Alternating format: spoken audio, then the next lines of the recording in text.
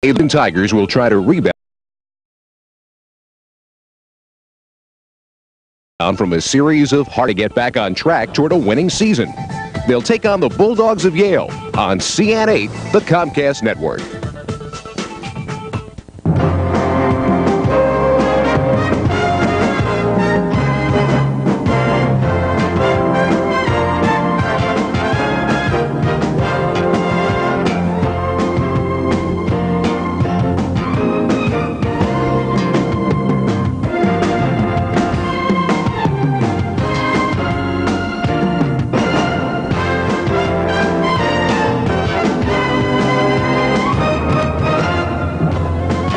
CN8 Comcast Network Sports is proud to bring you NCAA football action today from Giants Stadium in the Meadowlands, an Ivy League battle with the Yale Bulldogs taking on the Princeton Tigers.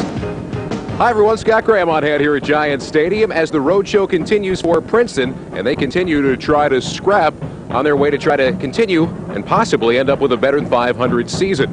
I am joined now, I guess it's only apropos considering we're here at Giant Stadium, by former New York Giant running back and of course my partner today, Billy Taylor. And Billy, you got a pair of teams that are coming in right now. For both teams, it's a little bit of a struggle. Yes, it is, and both teams have had struggles offensively. They've had trouble putting points on the board, but this is one of the best rivalries in college football, and this can make both their seasons with a win. Now, Billy mentions the fact that they have struggled offensively, and that is very much true. For the Princeton Tigers, recently, getting into the end zone has been a big-time problem. 165 yards a game over the last three, just a couple of scores, and they really have been struggling. Yes, they have, and anytime you don't get any points offensively, you put too much pressure on the defense. I think today what they have to do really is come out and establish the line of scrimmage. If they can do that and control the ball, I think they have a chance to really put the thing away. Now, we told you that Princeton's struggling offensively. Yale, pretty much the same thing, and they only have a couple of offensive scores over the last couple of weeks. Yes, they do, and I think they're in the same situation. They had a lot of yards passing the week before, but I think that's a little bit of a deceiving thing because they were able to come from behind. They had a couple interceptions, but still, I think they're going to be fired up today. Now, Steve Tosh, the head coach for the Princeton Tigers, has seen a lot of success in his career. He also has seen this season kind of slip away back down to the 500 mark. And when he looks at what he has to get done here today, realize we're playing at Giant Stadium, where there are generally swirling winds that can wreak havoc on special teams. Steve talked about that with our own Jason Barr just a little while ago. All right, thanks, Scott. Coach Toshis, with the wind as it is down here and both offenses struggling a little bit, how important is special teams going to be in regard to field position and also field goal kicking? Well, you know, this time of year, weather conditions are always a factor, and you're always going to have to kind of take it into some of your plans, regardless of whether you have a real strong, potent offense or whether you have an offense that's struggling. So the punting game, having the wind 2 out of the 4 quarters, obviously it's going to be a factor this year, this ball game. All right, thanks. Well, wind is obviously a factor. Also, this guy can be a factor here today, and he will be playing with the wind. The field goal kicker for the Princeton Tigers, who's been deadly this year, Alex Sirk. He sure has. He's had 15 straight field goals. That's a school record. He missed his first one last week. He had a blocked one against Columbia. The thing about him is that he's playing with NFL goalposts, which is a little smaller. They got a couple of NFL people out there. It might be a good addition for him. Now, of course, special teams is a big part of what Princeton does get done, and another guy who has just shown this year on the special teams side is Rocky Fatizzi. Absolutely, and special teams can either win or lose a couple games during the course of the year. He's got 5 block punts, so I talked to a couple guys from Yale. They said they're going to have to watch out for him because if he blocks a punt, that could turn the game around. He's the guy that you do keep an eye on. Now, for Yale this season, well, it has been a struggle in the first year after the Carm Koza era, the legendary coach retiring at the end of last year. Jack Sidlecki took over, and he's been dealt kind of a tough hand and realizes now that he's kind of backed up against the wall due to injuries this year and has to rely on his main man, something he talked with Jason Barr about. All right, thanks, Scott. Coach Sidlecki, the team's had a lot of injuries this year. It must be really good for you guys to have a player like Todd Scott willing to play on both sides of the ball. Yeah, we definitely look to get a spark from Todd. Obviously, he's our team captain, team leader, and we asked him a week ago to give it a shot. He was a running back in high school. He's probably one of the fastest kids on our team, and it gives us a big backfield. I mean, a 210-pound tailback, 220-pound fullback, and we've been struggling with the run game. Gives us a kid that'll bang it in there a little bit, and certainly has helped us from an emotional standpoint, I think, the effort that he's shown. All right, thanks. Good luck. Well, first on the offensive side, welcome back to running back Todd Scott, and on the defensive side, he gets it done there as well. He's an all-around player, two-way starter. He's a leading tackler on defense. He had to come in a running back and do some things, but he's a leader. The guy's a senior, and he wants a victory to end his career on, and I think it would be good to get it here against Princeton. Well, it's obviously something that he's been honing in on and trying to help the team by playing both ways. We'll see whether or not fatigue may end up being a factor before the day is over for Todd Scott as well. One minor note from the For What It's Worth department. Princeton one win on the, make that Yale one win on the year, but the one win came in an NFL venue at Soldier Field in Chicago. So I guess you could say they're 1-0 in NFL venues. That's where we are today. We'll take a look at the lineups. We'll have the opening kickoff for Yale and Princeton. It's coming up next here on CNA, the Comcast Network.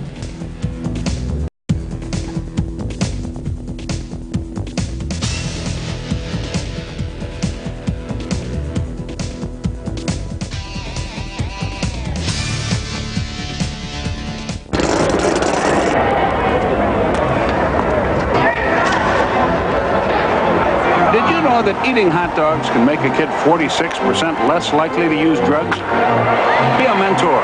Make a difference.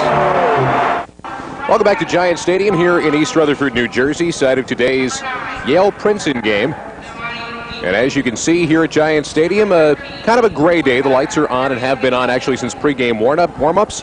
You see a look at Steve Toshis here in his 11th year as the head coach of the Princeton Tigers. It's their second and last home game of the year. The other was played at the College of New Jersey against Fordham this year. All of this brought about by the destruction of Palmer Stadium and the rebuilding of a new facility. Meantime, Jack Sidlecki here in his first season at 1-7 overall with Yale. This is their second trip to an NFL stadium this year. As we told you, their only win of the year came at Soldier Field in Chicago as they knocked off Valparaiso. Final in that one was 34-14. Other than that this year, though, not much winning for Yale. And as we have seen, they have really been decimated by injuries. In fact, Billy, we were told before the game that 64 players on their roster this year at one day or another have had to take at least a minimum of 1 day away from practice or a game due to injury. You know what that does? It takes away any type of continuity on the practice field. They've had 5 career injuries that guys are out for the season, and that kind of doesn't allow you to get any type of cohesiveness inside of the ball. So today, they're really, I think that the fact that they're playing at Giant Stadium should help fire them up, and this could make their season if they do beat Princeton. Well, as you can see, Princeton wearing the home black jerseys. Haven't had a chance to do that much this year. Going to be kicking off, and for Yale, back deep to take it is Todd Tomich, a freshman defensive back. He is back there along with Chris Torito. And there is Greg Nortman, the sophomore place kicker, only does the kickoff duties for the Princeton Tigers. As we said, the conditions today are going to be on the chilly side. The wind, of course, at Giant Stadium is going to be swirling field side. We are ready to go for Princeton and Yale, the second oldest rivalry in college football now underway. And that is Tomich at the goal line.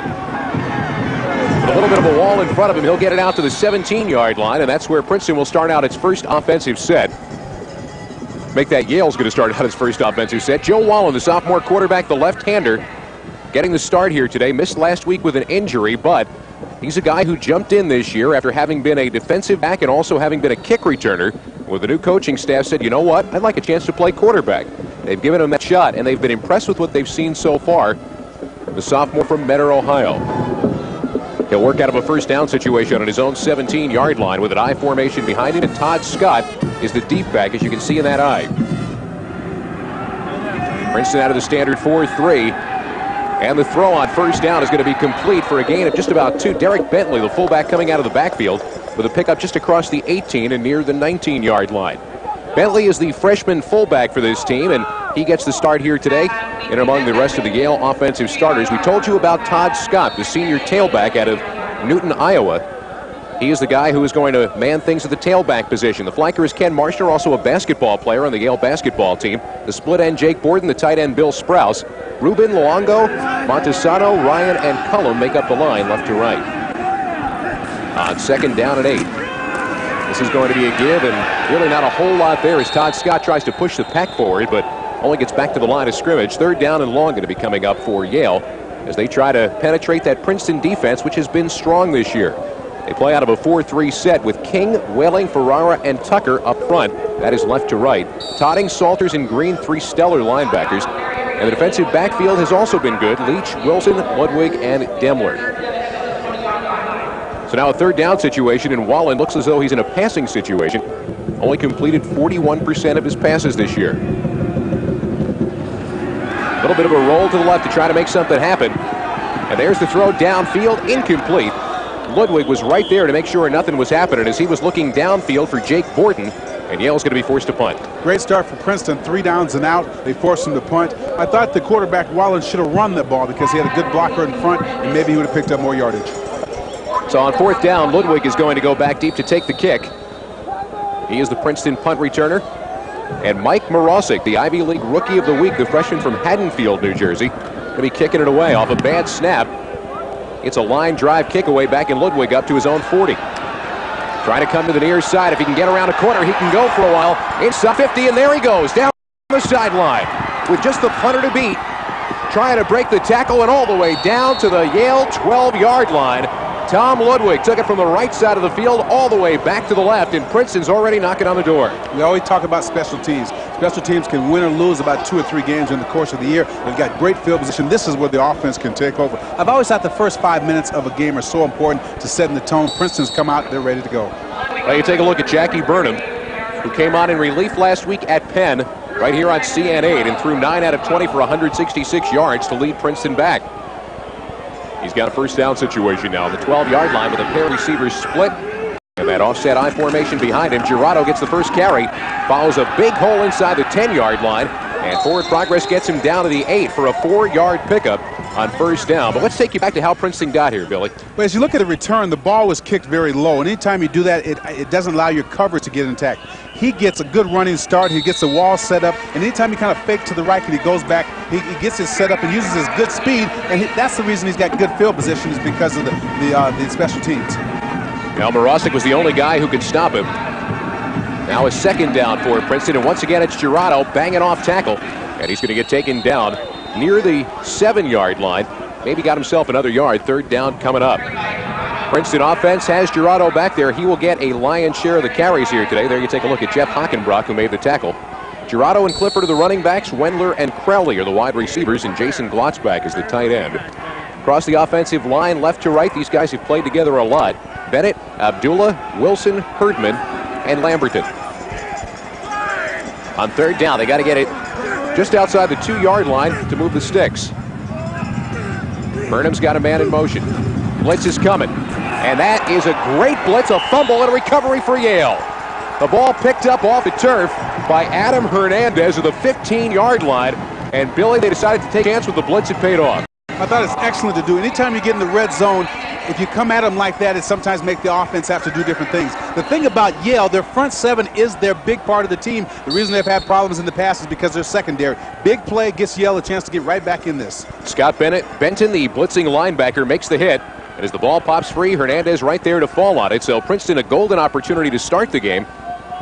And you can see right here it gets taken away as the blitz took away any possibility for a handoff. So now Wallen brings his team back out, 1st down and 10. And Scott's going to get the first run, trying to get away from Griff King.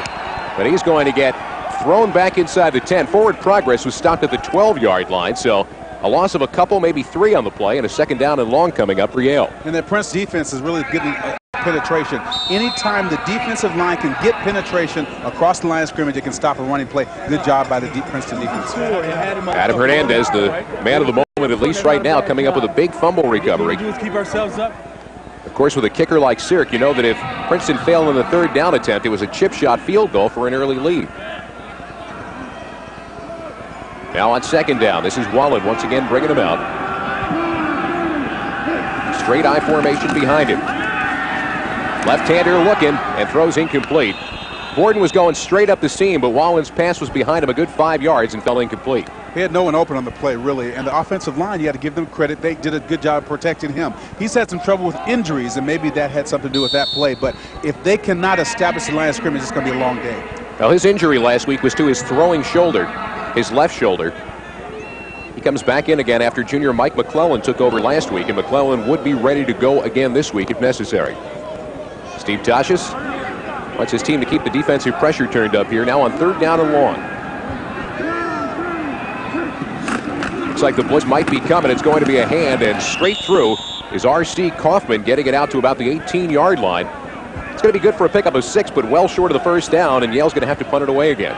Now, they need a better punt on this play, Scott, because last time he had no hang time. He didn't allow his defenders to get down there to be able to cover it. He needs hang time on this punt to be able to at least get decent field position.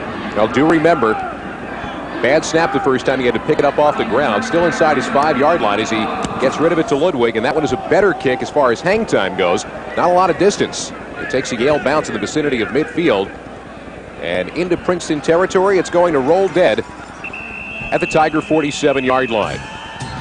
Well, so far, that's been the guy who's been trying to keep Yale out of difficulty. Princeton's offense will get its second shot when we come back, scoreless here in the first.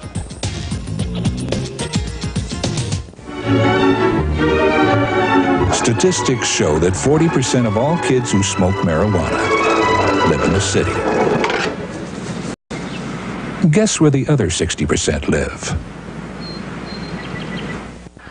Back to action now as Princeton brings it out 1st and 10 from their own 47-yard line. And Burnham the turn in the hand to Kyle Brandt, who got his first action last week against Penn. Highly recruited player out of Illinois, and he got a gain of close to 3 yards on first down. This is going to be interesting in this drive because Yale's strong point is their front seven. They're trying to test out the left side of that defensive line. But if they can establish the run, then they can beat them by throwing the ball, because you're not going to run against this Yale defense unless you get something going. So now on second down, just shy of the midfield stripe, Burnham taking a look at it. He's a junior out of Washington, D.C. Once again, it is Brandt trying to spin off the right side. Scott Benton was in there late to make the tackle and up high. Down low was Jim Smith coming over from his left tackle position. And a third down now awaiting the Tigers. I like that front seven. I'm going to harp on them all day. You talk about Isaiah Wilson is a Pro Bowl, is a pro athlete that has a chance to make the pros. And his quickness is really, Princeton's going to have to deal with that all day. Quick huddle for the Tigers in a throwing situation now for Burnham. He comes out of the gun. 4 receivers to choose from with Brandt set up in that slot to the left. With a look at it, Burnham lots of time. The fire and incomplete. Cano couldn't hang on to it. Would have been short of the first down anyway at the 44-yard line, and now Princeton's going to be forced to punt. Now, we told you both offenses have been struggling of late. A combined 4 touchdowns in the last 3 weeks for both teams. Now, Princeton's had good field position 2 times, Scott. They haven't been able to take advantage of it. That could come back to haunt them. Matt Evans, the junior kicker, kicking it away to Todd Tomich. And another line drive kick held up a little bit by the wind. He was angling, and he did get it out inside the 20-yard line and inside the 17. So for the third straight possession, Yale is going to be backed up inside their 20-yard line to start things out 1st and 10. This telecast of Princeton University football is sponsored in part by McCaffrey's Supermarkets. McCaffrey's, when they say fresh baked, they mean fresh. Baked from scratch by their talented professional bakers and pastry chefs right in their stores. McCaffrey's Supermarkets offers a wide variety of gourmet cakes, pastries, and breads. McCaffrey's, a supermarket experience in Princeton, West Windsor, and Yardley, Pennsylvania. Coming up and making the play defensively was David Ferrara. And he was helped out on the play by Jerry Wilson from the cornerback slot. Flag down on the play as well, and the preliminary calls going against Yale. So that gain is going to be taken away, as will the fine defensive play. And there you can see the injured Bulldog on the field, Derek Bentley, the freshman. So a couple of things to sort out here now as the officials are going to walk off this penalty against the Bulldogs. I'm anxious to see what Yale does, because Joe Wallen has good mobility. On that handoff just then, if he had a fake to handoff, he would have had the corner himself. We have holding on White. After the penalty, we're going to repeat first down. So the penalty called by the officials, a 10-yard holding penalty. It's going to back him up. And they are now taking their own official time as Derek Bentley, the injured player who is on the field, is being attended to and looked at by the trainers. Bentley, as we said, a freshman out of Edmond, Oklahoma. Averages about 4 yards a carry. Jerome Miranda just made that call. Stephen Keller is the umpire today. Michael Allen, the head linesman. The line judge is Timothy Schmidt, no relation that we know of to the former member of the Eagles. And that's, by the way, would be the Rock Band. David Walker, the back judge. Gary Janis is the field judge. And there you can see Derek Bentley being taken off. Now, Scott, we got a 1st and 19. Anytime you get negative yardage and have to come 1st and long, you put your offense in a big hole. Right now, they really got to come up with something because the offense hasn't done much. I like the rollout, trying to use Joe Wall in some way, get him outside, utilize his athleticism. That's something that they did early on in the first drive, rolled him out a couple of times, both on fairly safe passes, or at least the primary receiver was running a fairly short route. First down and nearly 20. Once again, it is going to be Scott trying to get something. Working his way inside. He runs over the defense, finally dragged down from behind by Webster as he got it out to the 13-yard line for a pickup of 5. I like Todd Scott as a running back. He's tough, he runs hard, he gives great effort. And I don't know if this is going to wear him out because he's a two-way player. And during the fourth quarter, we have to take a look if he's going to get tired or not. Princeton defensive unit. Last week, they really held Penn in check in the second half and came back from a 17-3 deficit. Here you can see them swarming a little bit, trying to get to Scott. Ludwig almost got run over, but Webster had hold from behind. So second down and long now. You would expect a throwing situation, but they're going straight up the gut with it to the fullback. And Konrad Sapilnikov will get it out to the 20-yard line. They are trying to establish the middle of this line, and if they can at least pick up a minimum of 4 yards, that's a good run for them because it comes up 3rd and 7, which basically is a passing situation. If they can get the middle of the line going, it will allow the Princeton defense to come down and Yale can get outside, and I think that's what they're trying to do. Tim Green, middle linebacker for this Princeton team, calls out the defensive signals. Right now, his team is looking to hold here on 3rd and 7. No more than 2 receivers at any one time as Wallen goes back. Got a little time. Got it over the top, but it's incomplete. Green was set up pretty well in front. Damani Leach was behind the intended receiver, and they were trying to use the size of Ken Marshner, who's 6'6", to get that one in there for first down yardage. Linebacker Tim Green did an outstanding job of getting back in the pattern of the receiver. That's what a quarterback's got to look at, and he almost had an interception. If you look at the replay, Tim Green sees it, that the play action doesn't work because they weren't getting long yardage. He gets right in the pattern and really almost gets an interception. Barachik already with his 3rd punt here in the first quarter. Ludwig fielding at his own 38. Trying right side now. Got a couple of blocks. Good special teams play, though. Stops him before he got a head of steam going. Out at the 49-yard line. It's Tom Ludwig who made the tackle, and Princeton will come back out again. Here's a look at Marshner running that. Now, he runs a good route, and he comes back to the quarterback. The thing about it is the linebacker gets in the way. If the linebacker Green had not read it as well as he did, it would have been a completion. Once again, you wonder whether or not a linebacker being able to read a sophomore quarterback's eyes. He was pretty much locked in on Marshner all the way back. Good point, too. Steve Toshis, 11th season, looking for win number 69 here today. The team got a first down and 10 at their own 49. And Burnham gives it off to Brand, who's going to get to the 50-yard line and really no further than that.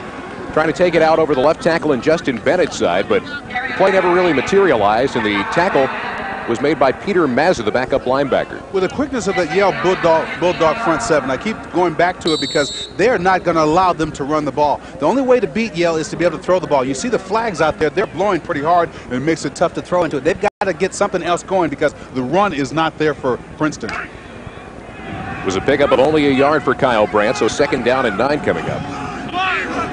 Split receivers once again for Burnham, but this time he's going out of the gun. No signs of blitz from Yale, and a long count from Burnham. A little bit of play action, and the throw is complete.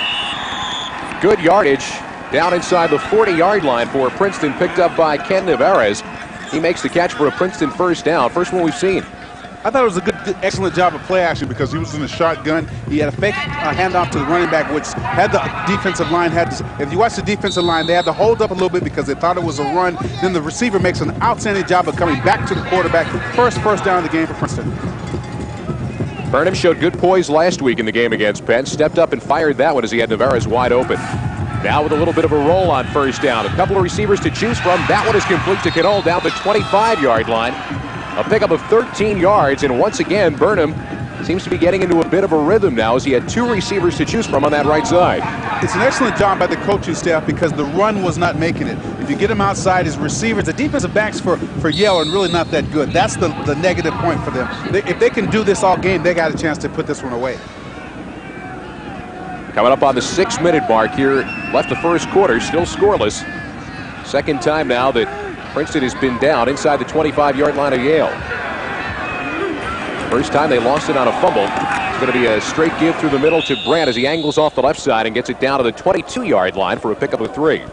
And this has been set up by the pass. Usually you try to use the play action by setting up the run, but because the run was not working, they went back to the pass, and now the running game can get into focus because the defensive line has to watch out for both of them. Look at the Princeton Tigers. They have certainly put some mileage on this year. Their final game of the year is a road game. longest trip that they do as far as the Ivy League goes, up to Dartmouth next weekend.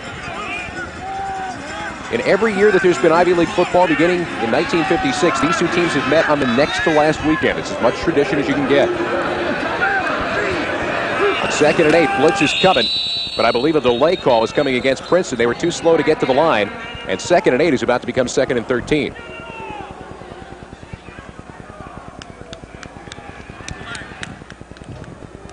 Ball, delay of game on the offense. Now once again, Steve Tosh is telling his young quarterback, John Burnham, come on, we got to move this a little bit. And that's what the result of the quarterback not paying attention to that, because he's the one that dictates that. Well, Burnham, as we said, just trying to get involved and trying to get some rhythm going as he took over the starter's job midway through the last game. And a 2nd down now. Off the roll left, got a receiver.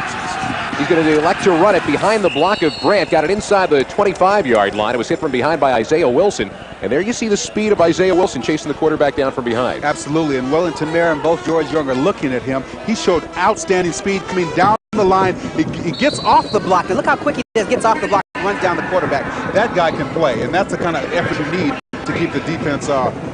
As you said, taken out by the block, and it would appear out of the play, but he just stayed right with it and made the tackle from behind, setting up a 3rd down and long. Wilson, a senior out of Louisville, Kentucky. All-Ivy player last year. 3rd down and 9. Burnham, a little trouble with the snap. Got a receiver wide open. And Brandt got 1st down yardage. Down to the 11-yard line. And a double check on that. That was Bruce Erb coming out of the backfield, but good enough for 1st down yardage down to the 11 as he came clear with not a linebacker picking him up. The blitz was there. Burnham saw it and threw to the open receiver. And that's exactly how you beat the blitz. If you can hit the open man and Burnham one time, it'll make them think twice about coming. As you look at Burnham, does an excellent job of getting the ball off. And the thing I like about it, it shows great effort. He puts his hand down and picks up the 1st down. Ben Blake, the free safety, tried to come up and help out. Now it's Brandt getting his way down to the 6-yard line for another 5-yard pickup. Princeton seems to have the offensive motor humming now as they struggled in their first couple of possessions, but now they're moving the ball inside the 10-yard line. The first couple times you have the ball, you're kind of feeling the other team out. Now I kind of seem that Princeton knows what they're doing. They're trying to play the entire field. They're running, they're passing, they're play action, and that's how you keep a defense off balance. With the front 7 as good as Yale is, you've got to do different things. Yale's defense backed up against its end zone. And now there's the pitch to Brandt. Got a little bit of an escort out there, but can't quite beat the cornerback. Actually, it was Ben Blake who turned the play inside to make sure the hit could be made by Scott Benton inside the 5-yard line. Nice job by Scott Benton getting to the ball carry and taking him down. This is the tough territory. They had really trouble when they get inside the 5, and right now Yale has really got to get penetration. If they can get across the line of scrimmage and get penetration, they can stop Princeton and maybe have to allow them to settle for a field goal. And Al Burnham is called for a timeout. He wants to go over and make sure that this play is right with 3rd down. They still can get a 1st down without scoring. He wants to go over and make sure they're calling the right thing with a 3rd down and about 3 yards to go. They've got to get it down near the 1-yard line to get the 1st down. Of course, also could go for the end zone as well. You talk about what the Tigers have done over the last 3 games. There's been at least one aspect of their offense that has been hurting. Against Harvard, they couldn't rush the ball. Against Columbia, they couldn't pass the ball. And against Penn last week, a paltry 6 yards total rushing. But to their credit, they're trying to utilize everything today. They come out with the play action. They're trying to run the ball. They're trying to throw the ball on the run. And it's good when you do that, because if something doesn't work, you don't knock your head. You try something else. This drive is a very good drive for Princeton. This could be the confidence that allows them to go on. Well, there you see Burnham, who missed his freshman year with a shoulder injury. Came on this year, and with Harry Nikelny coming back after having missed a year, Nikelny took over the starting job, had a strong start to the year, then slumped a little bit, and he is bothered by a rib injury today. Burnham came on, played well in relief at Penn last week, and Burnham's the guy now, trying to get his team into the end zone with 3rd down and 3. Working out of the shotgun, 3 receivers to choose from. Yale with 3 down linemen coming. Here's the blitz. Burnham throws incomplete. He was looking for Clifford, but Todd Scott, who's been playing a little bit of both today, was right there defensively. I thought it was a bad throw by Burnham, and he really kind of put the ball low, didn't give the receiver a chance to catch the ball. This is 4th down. I was thinking they were going to go for it if they had got something like 1 or 2 yards to be able to make their 4th down short, but now they're going for the field goal. Here you take a look at it, and Burnham was forced to get rid of it quickly as he was trying to throw a quick pattern, but Clifford was very well covered. And now it is Sirk who's going to be going from 21 yards away. He has been automatic this year. He was blocked last week against Penn, but otherwise has hit everything he has kicked all season long. Set up a little to the outside with the tight goalpost, but he drills it through for the first points of the game. And with 3 minutes left in the first, Princeton is up 3-0 on that 21-yard field goal. This guy has a great leg. I looked the way he kicked it, and even though the pro goalposts are a lot thinner, he put it right through. Could have been good from being further out. Well, he is a guy this year who really has stepped in and done the job. And Princeton special teams, we emphasized that for you in our open. To tell you what a big factor they would be, well, you saw them early on in the game getting the big punt return to give them a scoring opportunity. And the first score of the game comes via the special teams. And one of the things that they're looking at right now is the fact that Steve Tosh's team has to start getting into the end zone a lot more. They've got to cash in on opportunities like that. Yes, they do, because 2 times they've been down there, only come away with 3 points. But the good thing is that their special teams have been pretty sound. Alex Sirk has been a big part of it. He's kicked 15 out of 16 this year. Anytime you got that kind of automation, it makes your team have a little bit of confidence. But they need, as you said, at least come away with touchdowns. CN8 Sports happy to be here at Giant Stadium. You're pretty familiar with this place, aren't you? Absolutely. Got my first 100-yard kick, right?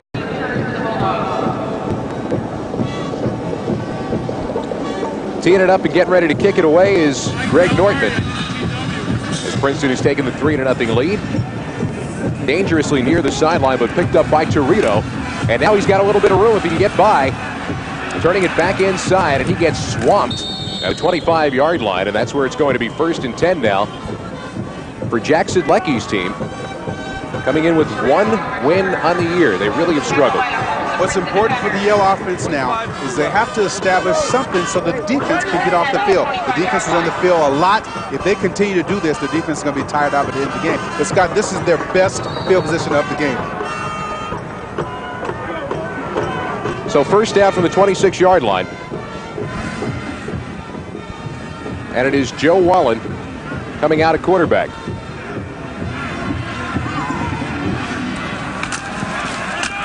Wallen with a look, and the throw, it's complete. He got it out to his tight end, Bill Sprouse, running the out pattern for the first Yale first down of the day. Going to be out at the 38-yard line. I love it when a quarterback passes on 1st down because the defense is sitting there waiting for the run. That's the way they expect it. He did an excellent job standing in the pocket, and as you watched him, he showed excellent poise in the pocket. He even looked to his left a little bit, came back to his right, threw a perfect pass to the Sprouse, and first down of the game for Yale. Good touch getting it over the top 2 of the linebacker Jamie Toddings. Joe Wallen once again down under center with his team coming up with his first down of the day. And there's a run through the middle. Not a whole lot there for R.C. Kaufman, and he was hit hard by Tim Green, who came up to fill the hole. I like this guy, Tim Green, already. Does an excellent job dropping into pass coverage. Excellent job of a great form tackle. A running back does not like to get hit like that because he wants to go forward. Didn't allow the running back any type of extra effort after he was hit. Nice job by Tim Green. Look at the form tackle. Look at the hit. Put his head right exactly where he was, and that fires up a defense. And I guess you could say firsthand that no running back likes to get hit like that. I know for sure. Dropping the shoulder down right into the chest as Tim Green continues to play strong, the co-captain of this Princeton team. On 2nd down, this is Wallen looking. Nothing there downfield, so he tucks and runs, and he gets chased down from behind by Whaling across the 40-yard line and out to the 42. Maybe a pickup of about 3 yards on the play. And Scott, that's what you call a coverage sack. Whalen had time to look over the entire defense. There was nobody open. He did a good job by tucking the ball away and picking up what he could. Well, he is just part of the whole backdrop here for first-year head coach Jack Sidlecki. And the young quarterback taking a look. Nothing there. Thought he might have some room. Good play by Whaling coming down the line of scrimmage to make the ankle tackle. So now a 3rd down situation. Call it 3rd and 7. They've got to get it out across the 48-yard line. Blitz is coming. He's in a lot of trouble throwing the ball away. And it's incomplete, flag down, and I believe we might have a grounding call coming on the quarterback, Joe Wallen. He just had to get rid of it as Tim Green was coming hard on a blitz, and it is indeed going to be intentional grounding. I can't fault the quarterback on that because he didn't want to take the sack. You got to give him something for his intellect on that. But the thing about it, he's got to throw it to where receivers at least close by. As you look at Tim Green, he's doing everything in this game. He's forcing him to throw the ball before he wants to. Well, you saw 3 Princeton players there. There was nowhere Wallen could go. This is what he's looking at, trying to come free. And he threw it out into the flat. Unfortunately for him, not a receiver there to be had. He's got to talk to his blockers because nobody blocked anybody. There were 3 defenders in there, and that's just tough on a quarterback. Saw a little bit of a stunt there from Green as he came around on that blitz. Started out in the middle and then came around the defensive end. So with 1:13 left here in the quarter, Voracek once again punting his 4th punt of the quarter. Ludwig calling fair catch and makes it at the Princeton 46-yard line. 3-0 Tigers on top with 1:05 to play. Voracek, as we said, the Ivy League Rookie of the Week. One of the nation's leaders in putting the ball inside the 20-yard line. He's done it 15 times this year, but not really simple to do that when you're punting from your own 10. You know, despite Yale being 1-7, their defensive front 7 has done a good job, but you get worn out if you continue to stay on the field this long. They've got to come up with a big play because Princeton's got great field position again. Steve Tosh's team coming off a field goal in its last trip down the field. Burnham leading them out 1st and 10. Blitz coming. Burnham falls down, and he is called down at the 42-yard line. Looked as though he may have gotten caught up with his center, Brian Wilson, as he was trying to come out after taking the snap. You got to make sure you get the ball for it first. When a quarterback sometimes comes out too soon, it's because he is not having his concentration the way it should be. That is a negative play when you're in good field position. That hurts. You got to come up with 2nd and long. That's a bad situation. Coaches don't like that. As you look at it, he gets under his center, and I think that just makes him trip. And in college ball, you're down when you hit the ground. So on 2nd down now. The check, by the way, his center is Bernie Marsick, who's jumped back into the starting spot today. Burnham with a little bit of a pump fake. Looking downfield, got a receiver if he can let it go. But he can't, and he's chased out of bounds and knocked out by Jeff Hockenbrock.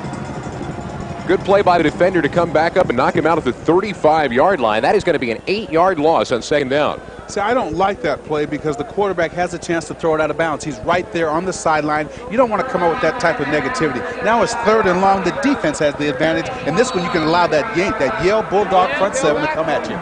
Coach Sidlecki taking over for a legend in Carm Koza this year. It's been a struggle. At the end of the 1st quarter, with 1 down and 3 to go, though, Yale hanging around. And they trail Princeton by a score of 3-0 here at Giant Stadium in the Meadowlands. We'll be back with 2nd quarter action in just a moment.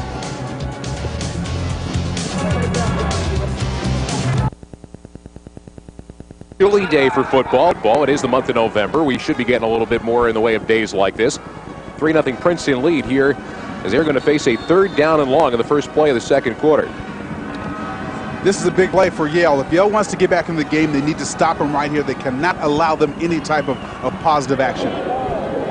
Burnham is the quarterback, moves Clifford behind him in the standard I formation. Have 3 receivers to choose from and going straight back. Big rush coming, setting up the screen, and he bounced it up to Gerardo. Burnham was just moments away from getting pounded on the play. Jim Smith was coming clear and knocked him down inside the 20. But the thing about that play, if he had got the screen off, he had a blocker in front of him, and they had some room to work on that. So now it will be Burnham going back to the sidelines. His team sputters a little bit offensively. And here you take a look at it. They were setting it up for the screen, but nobody got Smith. And now the punt knocked back deep. A little bit of room now. And out inside the 35-yard line, out to about the 39-yard line with the return was Todd Tomich. So pretty good field position for Yale to start things out now, 1st down and 10. This is the best field position of the day so far. Now, you know that we told you about Princeton's offensive struggles. Yale has had theirs as well. Just 29 yards passed a couple of weeks ago against Penn, and against Cornell last week, just 39 yards on the ground. We told you about these teams have either had it work in one way or another, but there's been one department offensively that's been sorely lacking for each of these teams in the last 3 weeks. As we told you, each with just 2 offensive touchdowns in the last 3. On 1st down, Wallen, lots of time, throwing it deep, got a man, completed to Princeton territory. Down at the 28-yard line is Jake Borden running a post pattern. Great field position for Yale and a nice throw for Wallen post. Excellent job of play action, goes straight back. Waller runs a simple seam pattern. He's big, tall guy, 6'4", 190, gets his body in front and makes the biggest completion of the day. And Yale has something going. Look at, he goes straight back with the play action. Borden comes right down the middle. He's their leading receiver, uses his body, goes right in front of the defender. Big play for Yale. Borden's 18th catch of the year, and it comes just on that simple post pattern, getting inside Damani Leach. So now Yale goes back to work on first down in Princeton territory. No gain on first. On the handoff to Todd Scott. The tackle made by Tim Green. You know, as I said over and over, Scott, I love when the offense comes out and passes on first down because the defense is not ready. They came back on their first down after they got the first down and ran the ball, and that's when you run into the teeth of this Princeton defense. Wallen coming back out again. Two-time All-State player in high school, and he did it all. We told you about that. A quarterback, wide receiver, kicker, kick returner, the whole 9 yards.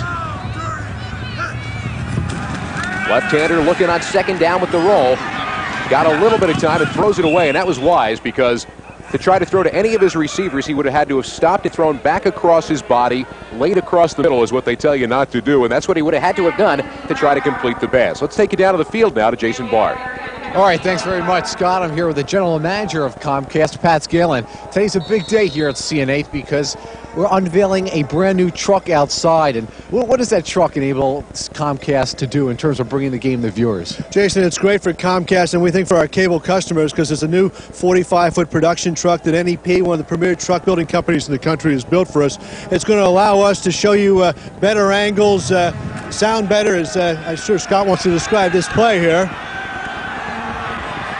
Pat. Yeah, there you go. And it's a tremendous opportunity for us to go out into venues like Giant Stadium and major arenas around New Jersey and to Philadelphia and do first-class productions for our customers. And it's also just in time for basketball season. I know you got a full schedule of Hoops Heaven with you coming up. That's right. We've got about 45, 50 games coming up, live college basketball. And it's great for our employees, too, because I don't want to say our old truck was a little small, but we had to hand out breath mints when you went into the truck. A little close quarters, but it should be great for John Anderson and the crew, and we're looking forward to using it the rest of the year. And one of those college basketball teams, Princeton, already 2-0. Let's go back up to Scott and BT.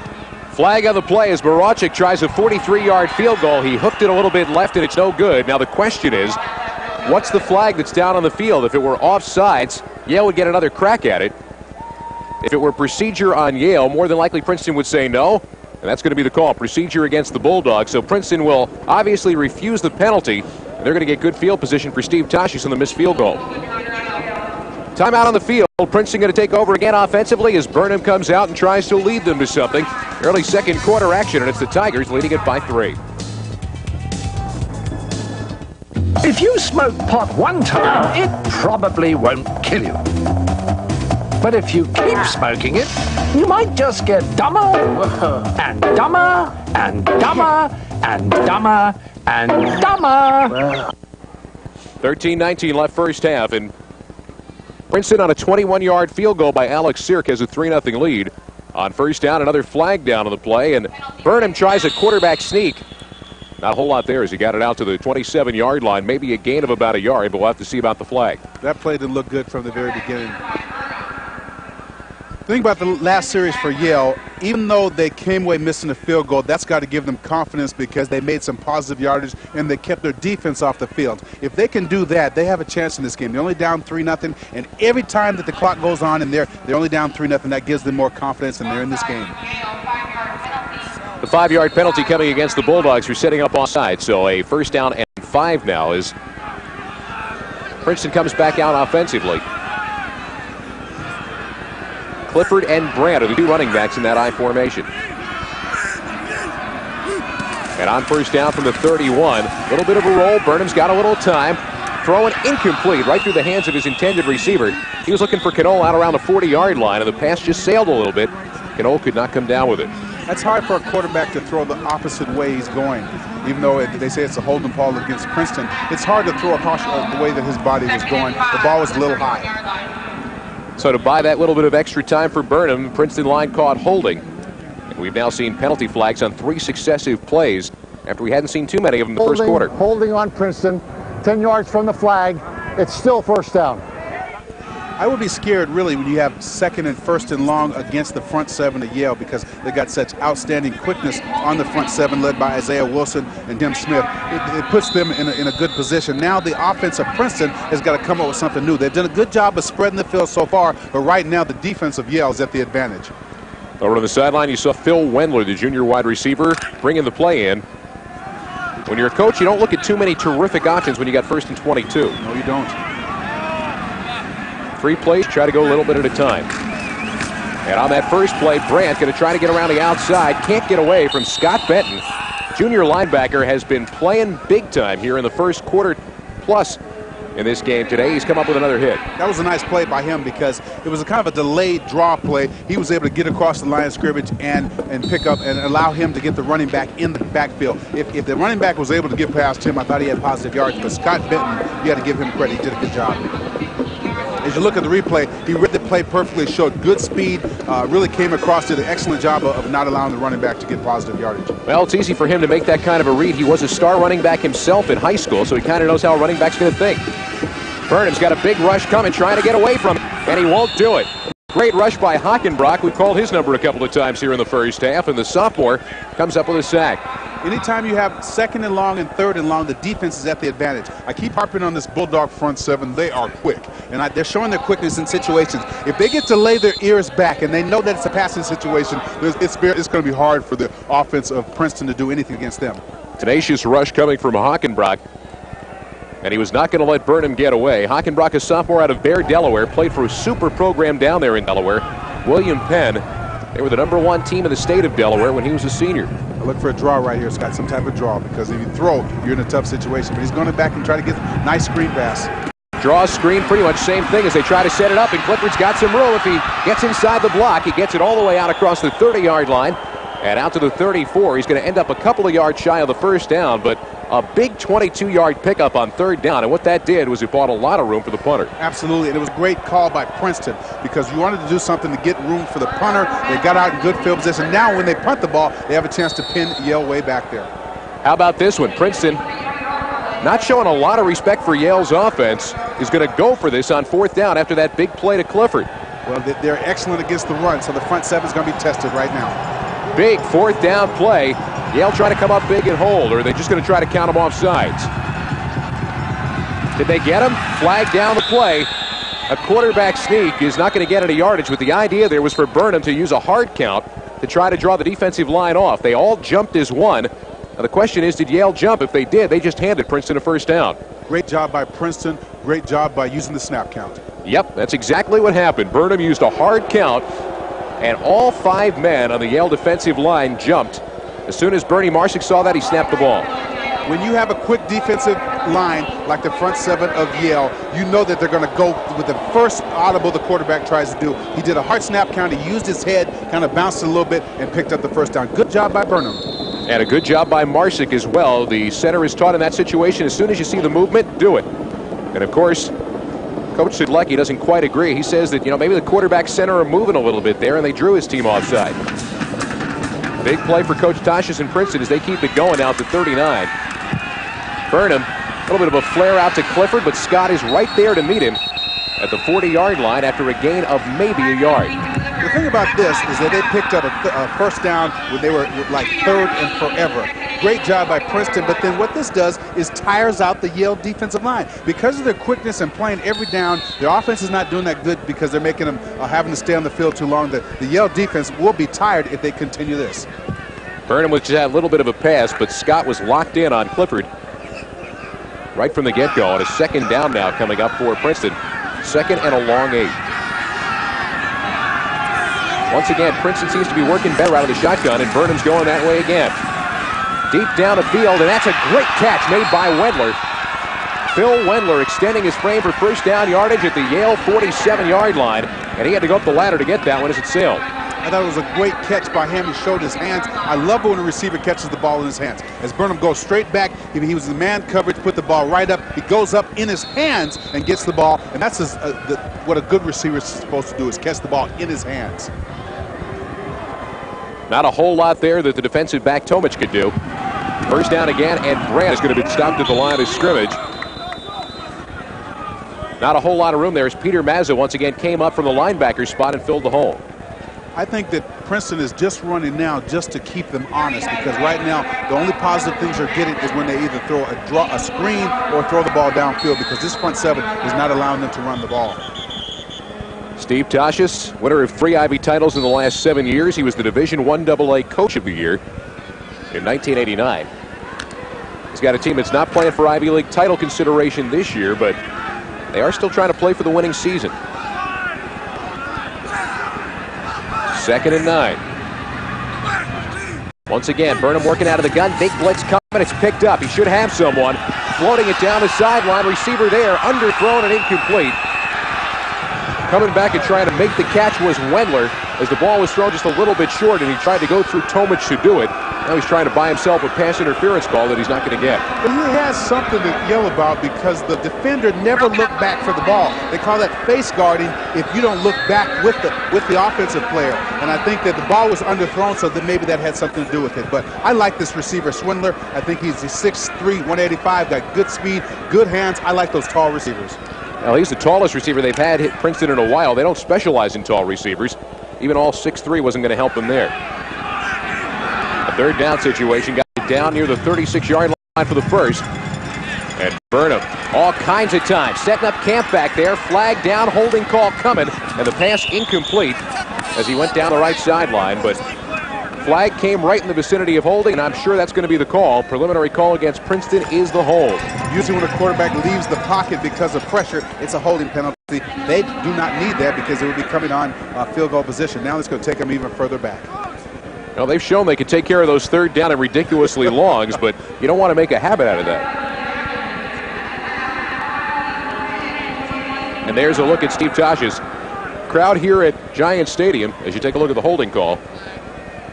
Crowd here at Giant Stadium was just informed that up in Cambridge, Massachusetts, in the game that's basically going to determine the Ivy League champion this year, Harvard is leading Penn at halftime 20-0. And there's the walk-off of the penalty as they take it all the way back inside the 39-yard line. So this is going to be a tall order now for Burnham on 3rd down. And Yale plays Harvard next week, and I know at Yale they want to win that game. That's the oldest rivalry in the history of college football. Now this one is going to go on forever on 3rd down. They got to get this all the way down to the 36-yard line. A little quick mental arithmetic tells me that we got a 3rd down and it's like 25. Burnham setting up the screen, but too late. He looked back too late, and right there was Isaiah Wilson coming around the block for the sack. Isaiah Wilson cannot be blocked by one man. He's playing both the defensive end and kind of an up linebacker position. He comes from the quarterback's blind side. That's when a quarterback is really at his most vulnerable, and Isaiah Wilson shows you why this guy has a chance to be in the pros. He went right around Justin Bennett. And so now another punting situation for Princeton, as you see Tomic back deep to take the kick from Matt Evans. And the left-footed kicker gets a line drive away, blasted over Tomic's head, and look at the roll that he got. All the way down to the Yale 23, 24-yard line is where they'll spot it when we come back. 7:40 left here, first half of play. Princeton with a 3-0 lead. Want to taste of something make you feel good? Leave me alone. A little crack won't hurt you. I said no, man. Good job, son. That's just what you do if that ever happens. Hey, Dad. Second quarter action with Princeton on top of Yale, 3-0. It was a 21-yard field goal by Alex Sirk back first quarter. That defense was on the field a long time, Scott. Yeah, when we see time of possession at halftime, it is going to heavily favor Princeton. Now Joe Walland, who's just trying to get his sea legs as the quarterback of this team, hands off on 1st down for a short pickup, maybe a gain of 2, right into the line. Yale has not shown the ability to get downfield much, although they did have one very big pass play to Jake Borden and set him up at Princeton territory. They came away with a missed field goal. As look on the sideline, the Yale defense is sitting down on the bench. Those guys are tired. The offense has got to sustain some type of drive to keep the defense and allow them to get some type of rest. Borden is coming near side with Marshner now. There's your 2 receivers split to the bottom of your screen on 2nd down. That's Walland on the roll. Trying to avoid any rush. He's left-handed, remember. Throws, and it is incomplete. Jake Borden tried to do the tightrope act at the 37-yard line, but he couldn't quite get his foot down. Remember, in college, it's just 1 foot.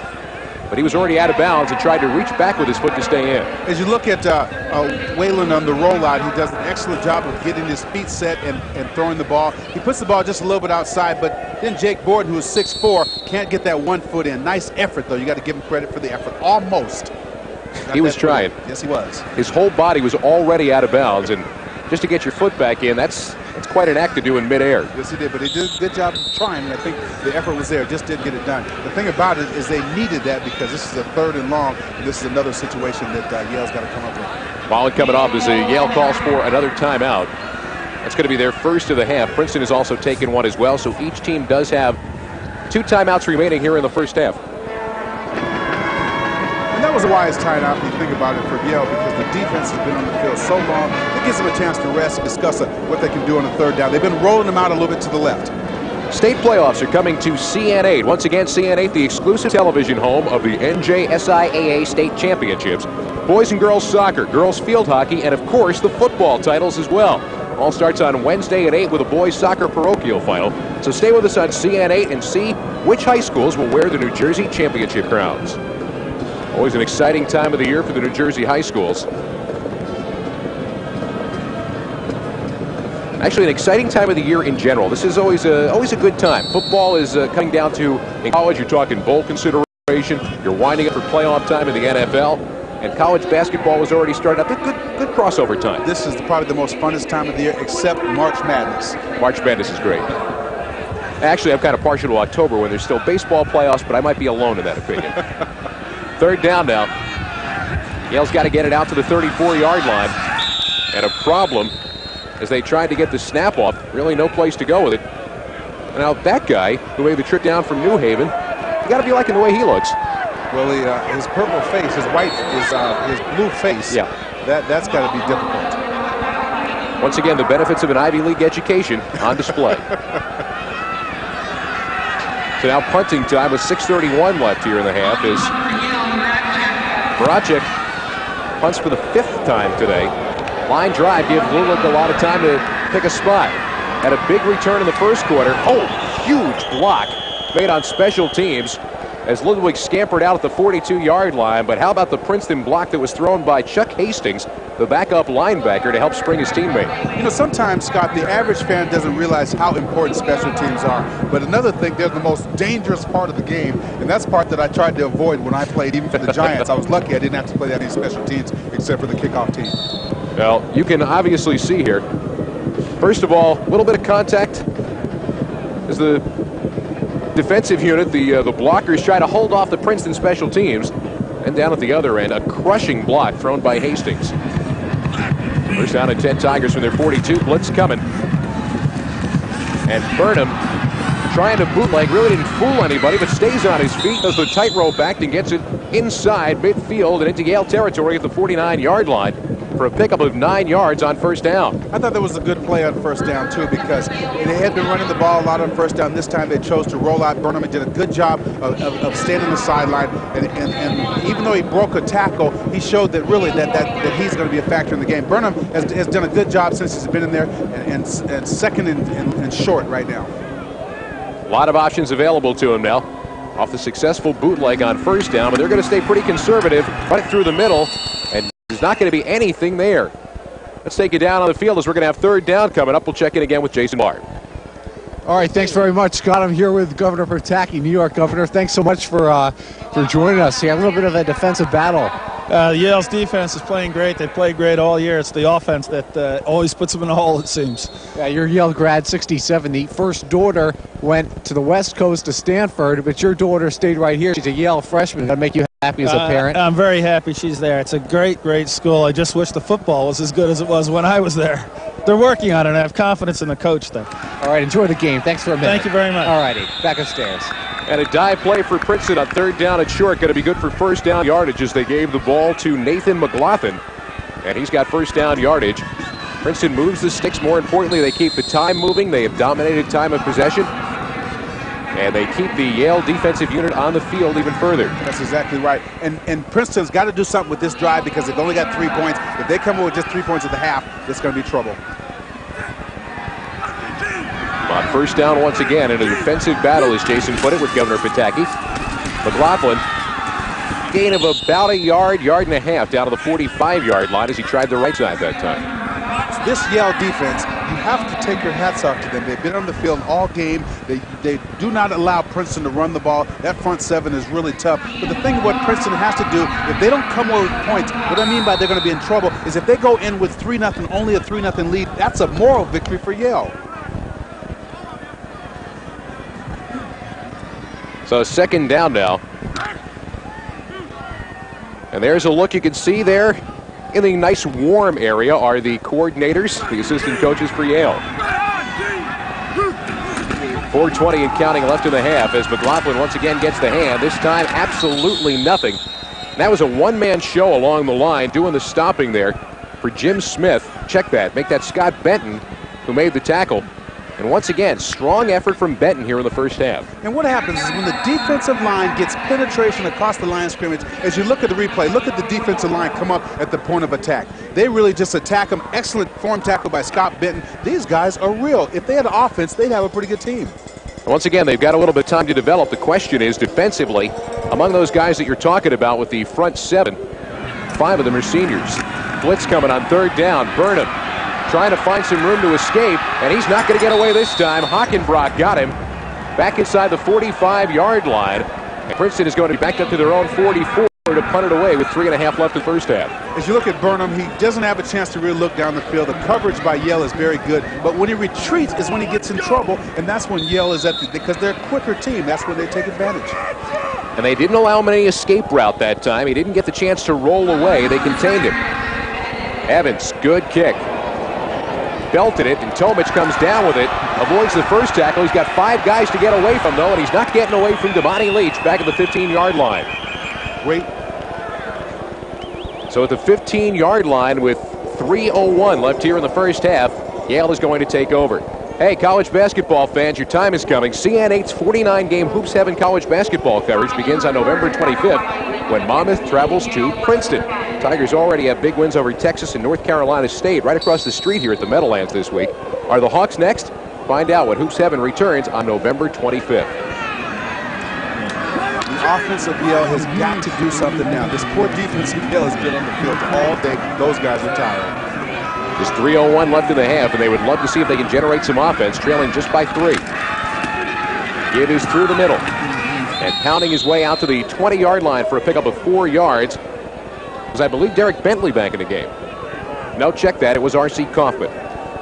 And the good thing about Kaufman on that play, he ran hard, and that's the longest play from scrimmage that they have run on first down. If they can pick up 4 or 5 yards on first down, it makes it easier for the quarterback. And now they have a little bit of room to operate, but they got to keep that defense off the field. They got to come up with something right now. Clock continuing to move. 2.5 left first half in a second down situation. Once again, it is Wallen back to work. A little bit of a roll. Got some time this time, and the throw is going to be complete. Found Ken Marshner out at the 29-yard line. Good for first down yardage on a little out pattern. And once again, that rolling pocket gave Wallen a little time to work. Excellent job of play action. And what Wallen does, he comes out, he looks at the biggest target on the field. Ken Marshner, 6'6", gets on the sideline, picks up a first down. That's what they should be doing. Marshner, as we told you a little bit earlier, also a member of the basketball team for Yale. One of those rare players. They haven't had too many of those in their history who've played both sports. He got out of bounds. That stopped the clock with 2:17 left in the half. Remember, Yale does have 2 timeouts left. They're going to stick to the ground now as they try to get something done, and R.C. Kaufman didn't have a whole lot of room to operate. Good play by Jerry Wilson coming up from the corner to make the stop. That was a good tackle because I thought his momentum was going forward and he was getting ready to get at least 4 or 5 yards. Now this comes out like a second and about 7, and that's still a situation where the defense has the advantage. I look for him to come back with that rollout again, Scott, because that's been successful if he throws it on timing. Nice tackle, boy. I like that kind of tackle. You got to be tough. This would be a small defensive back to come up and take the legs out from the running back. Jerry Wilson, who sat out last season with mono, coming back this year and playing strong. At a second down now, Yale's letting the clock move. Wallen got time. Now steps up. He'll use the pocket and run straight up the gut. 40-yard line and making like a running back. He's got first down yardage before being brought down by Green at the 42. They'll stop the clock now to move the chains with 1:27 left in the half. The quarterback has only an instant to make a decision. He goes back, he only has one receiver on that side. He sees he's not open, tucks the ball, gets positive yardage, and uses his quickness to pick up the first down. Nice job by Joe Wallen. He was waiting for R.C. Kaufman's block as well. Kaufman springs there, shows him that he's there, but when that's not going to happen, Kaufman turns around and begins the blocking process. Keeps his quarterback from getting hit. They're not going to use their timeouts just yet. 1:07 left here in the half. And they want to buy their defense a little time, too. Little time to rest. Wallen throwing on first down over the top. Got a man. That is complete. And out of bounds at the 39-yard line of Princeton is Jake Gordon, his second big catch of the day. Nice job by Joe Wallen, because he had been throwing to his right, to his left all day. This time he comes back to his right. He's got a big receiver in Jake Gordon, puts it up for him. He's wide. He keeps his feet in and picks up another first down. This is their biggest penetration of the day. Their second biggest penetration, excuse me. Both times were the throw to Gordon that set that up. And he actually got both feet in over on that sideline. So now Yale has 50 seconds to work with and 2 timeouts. You see the numbers on Gordon. He's 6'4", Marshner's 6'6". A couple of big targets for Wallen. On first down. Wallen again is rolling. Again looking and throws it behind his receiver, Kaufman.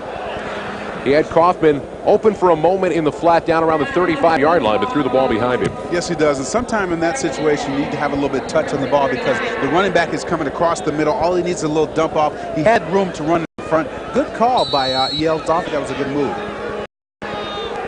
This is a team that only averages 224 yards a game, 113 on the ground, 111 through the air, so they're pretty balanced, but they're balanced without getting a lot of yardage. 51 seconds left in the half now, and they've got a second down. Probably needed a good 15 yards before they'd be in field goal range. Wallen again, looking downfield, all kinds of time. It collapses, and so does he. Back outside the 45-yard line. Strong rush from down low. And that was good for the sack as Whaling got him. And Whaling was just persistent with that rush as he dropped him for a loss of 8. Yes, he did. But he looked at his first receiver. He was not open, did not have time to tuck the ball and run. But the thing about it is, it takes him really out. Now they got 3rd and long, which is a tough situation. It's about 3rd and 18. That's a tough situation for the Yale offense, which hasn't mounted much of a threat today.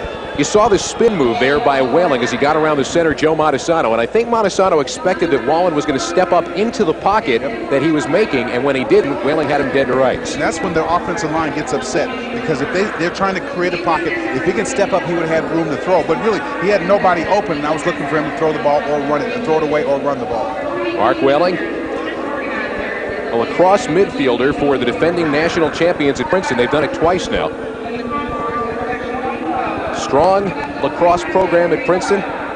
Strong basketball programs we've seen earlier this week in winning the Coaches versus Cancer Classic. A couple of other teams in New Jersey as well, Rutgers and Seton Hall. Other basketball fans can follow your team all season long on CN8, the Comcast network. Bruce Beck hosts Rutgers Basketball Weekly with new coach Kevin Bannon. And yours truly will be by with the Tommy Amaker Show with Seton Hall's new head man. All season long, Rutgers Basketball Weekly and the Tommy Amaker Show here on CN8. And now the officials blowing the whistle for time. After that Yale timeout, they are left with 1, and this timeout is going to be called for and used by Princeton now. What's really interesting, Scott, is I told you the defense had come to the sideline and sit on the bench because they were so tired. Now the entire defense is on the sideline because they got a little rest. If the offense can do that, they're in the game. Now, I said before, this could be a moral victory in the first half for Yale because they only held Princeton to 3 points. They are in this game, have a chance to win in the second half. That's got to be a worry for Steve Tosches, and it's got to be a kind of a buoyant point, I guess you could say, for Yale, as they come in here with just the 1 win on the year. But as outplayed as they have been, and as much time as the defense has spent on the field, to be within 3 at this point, and possibly within a big kick of a tie at halftime, is a major moral victory. Exactly, and then if they create some type of positive things on offense, what that does is create confidence for them in the second half, and maybe by him rolling out to both his right and the left, they may have figured out something for the second half. It's all a game of adjustments. We'll make note of what they do in the second half to overcome this for the second half. 3rd down now coming up.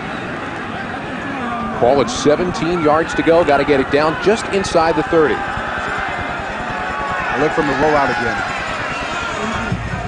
You would expect that would be the money play. Remember, they do have the 1 timeout left. Wallen Little bit of time. Lofted it down the sideline. Got the man. It's picked off. Leach just waited in the weeds down at the 25-yard line and sprung out as Jake Borden came down the sideline. The floater was there. Leach stepped in front for the pickoff. Now, Jake is a big receiver. I thought maybe if he had eyeballed the defensive back, he could have come across. Now, Waylon was just throwing the ball up for grabs, basically. And as you look at Jake, I thought if he comes across the defensive back, he's got a chance. But if that happens, he's got to turn to a defensive back and allow an interception. But still, they got a bad field position for Princeton, and with 34 seconds left, they got to keep him out of the end zone. Damani Leach, the second leading interception man in Princeton history, behind Superman himself, Dean Cain. 34 seconds now left in the half. Looks as though Princeton's going to be content to run it out as Girado moves into the line and gets thrown back defensively for Yale. Play was made by Josh Phillips. There's a look at Phillips, a freshman out of Orlando, Florida. And Princeton seems content to run the clock out, but then again, Yale has got to feel good about what they've done so far. They can make some adjustments offensively. They got a chance to do something in the second half. And Burnham's got to be a little bit concerned. He's had pretty good field position, and yet Princeton has only come out with a 21-yard field goal. They're not going to get another opportunity as time ticks away to end the first half of play here at the Meadowlands. Now Princeton trying to move to 5-4, guarantee themselves a 500 season. They would go for the winning season next week at Dartmouth. It is halftime here at Giant Stadium, and the 21-yard field goal is the difference as Princeton leads Jackson Leckie's team by a 3-0 score. We'll be back with more at halftime in a moment. This telecast of Princeton University football is sponsored in part by McCaffrey's Supermarkets. McCaffrey's, there is a difference. McCaffrey's Supermarkets are committed to maintaining the highest standards in fresh meats and poultry. McCaffrey's uses only USDA-inspected prime and choice meats, as well as certified Angus beef in all their stores. McCaffrey's, a supermarket experience in Princeton, West Windsor, and Yardley, Pennsylvania. Well, defense is ruling the roost here at Giant Stadium at halftime, with Princeton leading Yale by a 3-0 score. Let's take it down on the field now to Jason Barr, who's standing by with a special guest. Jason? Thanks very much, Scott. I'm here with Kevin Donovan, Princeton's Associate Athletic Director for Development. 3-0 game, not much of excitement in terms of offensive, but anytime you get a lead, you got to be happy. Oh, absolutely. And plus, just to be in Giant Stadium for our kids who have been on the road all season has been great. So this is real special for them. Being here at the Meadowlands has been great. Your basketball team now 2-0. Yeah, we're doing pretty well so far. We're 2-0. We're here today. Hopefully we'll get a win, and then we come back in the Jimmy V Classic. We play Wake Forest, so maybe we'll end up 4-0 in the Meadowlands complex. One of the new things this year at Princeton is the varsity club. If you could talk a little bit about that, it's where Princeton alumni, faculty, friends can support the university. Right.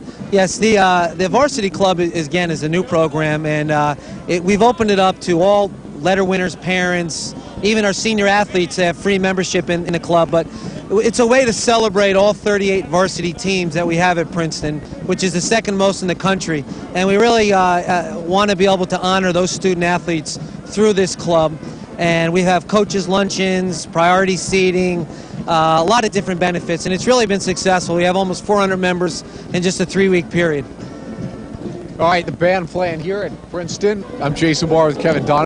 It's halftime. Tigers leading at 3-0. And also to help support the varsity club, I know a women's locker room, and of course the new stadium where the football team is going to play.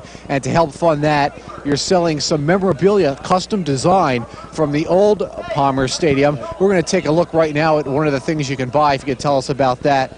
Sure. The pieces range from $30 to $250. The $250 piece, the one that you're seeing, is a piece of the actual seat from the old stadium with a picture of Palmer Stadium when we were playing Yale, as a matter of fact, with a full house of 40,000 people. So it's a real nice piece. Again, they range from $30 up to $250, and all the proceeds from the sale of the memorabilia will go towards the construction cost for the stadium. And how is that construction going? I know it's set for September, I believe. The first game is going to be Princeton home against Cornell. How's it going? It's going great. The lower bowl is just about complete. They started putting the upper deck on, and we're on schedule for opening in fall of '98. All right, sounds good. Kevin Donovan, thank you very much. Back upstairs. Thank you. Well, obviously exciting things happening at Princeton, and one of the things you've got to go through is a year on the road. But when the locale is a place like the Meadowlands, well, it kind of gets everybody excited, including the band, as they perform here at halftime. Princeton defense is doing its job. The offense is going to try to get something done in the second half as they lead Yale by a 3-0 halftime score. Princeton trying to go to 5-4 on the year. We'll take a look at the halftime highlights, first half highlights, and the first half stats when we come back.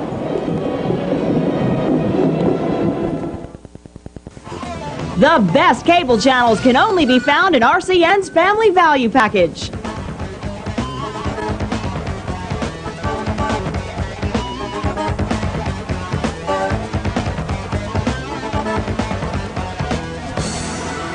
RCN's Family Value Package is the complete cable package.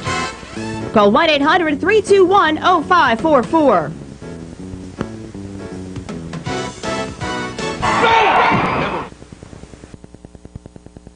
For Princeton, the opportunity came from territory and used little flare pass to set up the score. John Berman gets a good job of getting the ball off to Bruce Earp. Earp shows his athleticism. Running back is the best athlete in the team. Puts his hand down, picks up the first down. Nice play by Princeton. And Alex Sirk, even though we've got NFL goalposts, is automatic from 21 yards, giving Princeton the 3-0 lead. He's got a perfect leg for the NFL, and I think he's a good place kicker. On this particular play, I thought the quarterback does an outstanding job of getting the ball off. And it uses his height and goes up over, makes the reception. Jake Borton set it up at a 43-yard field goal attempt then from Maracek.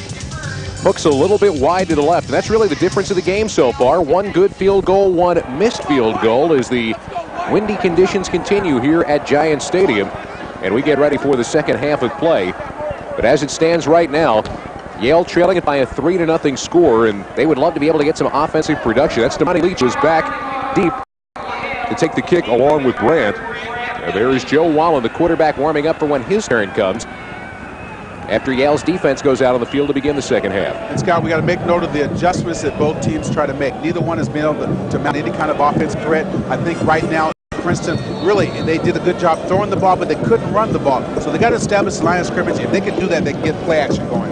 You saw Damon McLaren, who does the kickoff duties, and now he's going to have to go reset the ball, which was blown off the tee. That's a fairly common occurrence here at the Meadowlands. I've been a veteran of seeing a lot of games in this place. I've seen a lot of balls blow off the tee around this time of year. And you see the flag on the goalpost are beginning to move a little bit, and that may be a factor as the game goes on, because this game could come down to a field goal. Is there any truth to the rumor that the Giants actually open up those doors at the other end through the runway to make things tougher on the opposing team? I think when Parcells was there, he did it because the east wind, the wind blows a little bit stronger on that end, and that is the home field advantage. Hey, whatever advantage you can get, right? Leach back deep in his own 2-yard line to start the second half, and straight up the middle through the wedge. Flag down on the play, and a legal block call coming on Princeton as Leach spins out to the 25-yard line, but that is going to be coming back as the flag is going to go against Princeton. It was thrown back to the 19-yard line. If that's the case, they're going to be back inside their own 10 to start out the half. The officials conferring right now, and I believe the call is going to be a legal block. Yep, blocking in the back. So you go half the distance to the goal line, and that means that the start is going to be inside the 10 for a team that manages 7 yards, minus 7 yards on the ground in the first half, 75 yards through the air.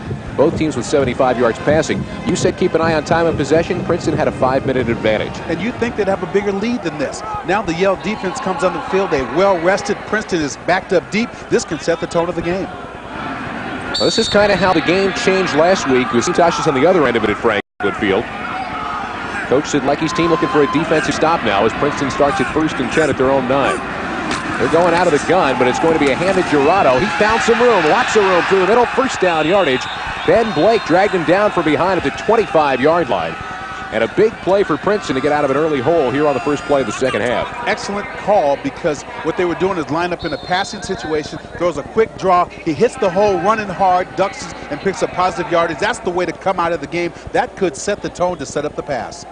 Nate Boxrucker had a chance for him, and he just kind of slipped on through the arm tackle right there. It was only Ben Blake, the sophomore, who brought him down. Free safety making the saving tackle. First down now from the 25-yard line. Princeton exclusively out of the gun, it would appear now. And once again, it's Girado. Once again, he gets room off the left side. This time out to the 29-yard line, just shy of it for a 4-yard pickup. It always makes me laugh how coaches are creatures of habit. Anything that's successful, they'll come back to it.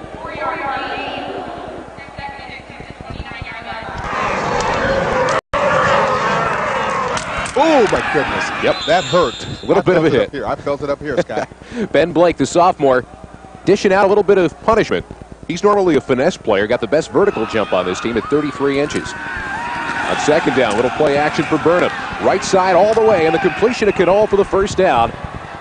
Dancing out of bounds just past the 40-yard line, and that's just a simple out pattern off a simple rollout. And I think maybe the call for Princeton here in the second half is keep it simple and not to try to do too much. I like that play because the first play they picked up 4 yards. Anytime you get 4 yards on first down, it sets up your second down. Now this play, he made an excellent job coming back to the quarterback. That's the way you play football. Good adjustment by Princeton. Once again, the simple roll bought Burnham a little bit of time, and the receiver wide open. Knoll, probably the most reliable receiver among this corps. Once again, the give is through the middle, and once again, the runner is Girado as he gets it out across the 44-yard line. And going to be a pickup of 3 yards on first down. You got a second down coming up. Now, what is that? It's something to keep all his hair warm. Is that what it is? I think so. Now, do you put individual hairs in each one of those things, or how does that work? I'm not sure. I think you put heating pads in each one that designates everyone around them warm. Well, there's all kinds of tricks for keeping warm in this kind of weather, including battery-operated socks, which I tried one time and had to take off in the middle of the game because they were actually burning my feet. Second down to the low snap. Again, it's Girado left, and this time Yale has made the adjustment after a gain of a little bit more than a yard. A third down now coming up. See, on the first down, they gained 4 yards, which I like. Second down, I think they should do something else because then the defense kind of settles into it. It's coming up on third down. This is a key situation for Princeton. Yale has got to have a big stop. Coach Sidlecki, as we said, that rough thing of having to take over for a legend in Carm Koza, who retired at the end of last season. Steve Tosches, he actually got his job under odd circumstances as well. Ron Rogerson, the head coach at Princeton who brought him there, suddenly passed away one summer. And Steve Tosches took over the top job. He's now in his 11th season. He's doing a good job also. Third down and 5 now. Got to get it just across midfield to keep the drive going as Burnham once again will work out of the shotgun. I look for him to run that comeback route again. Across the middle, threw it behind the receiver trying to beat the blitz, and Girado couldn't make the catch. So Princeton is going to be forced to punt it away as John Burnham saw the rush coming and tried to deliver the ball, but delivered it behind the intended receiver. And Scott Benton did a good job from his linebacker position of putting pressure on him, enabled him to throw the ball behind him. So now Matt Evans comes back on. Tomic stands back at his own 25-yard line as the left-footed kicker will get rid of the ball at his own 35. A little bit of a twister. Tomic fair catch at the 28. And now Yale will get its first offensive look when we come back. Early second half action. And Yale has yet to get anything done offensively, but even though they've been dominated, they're still only down by a field goal.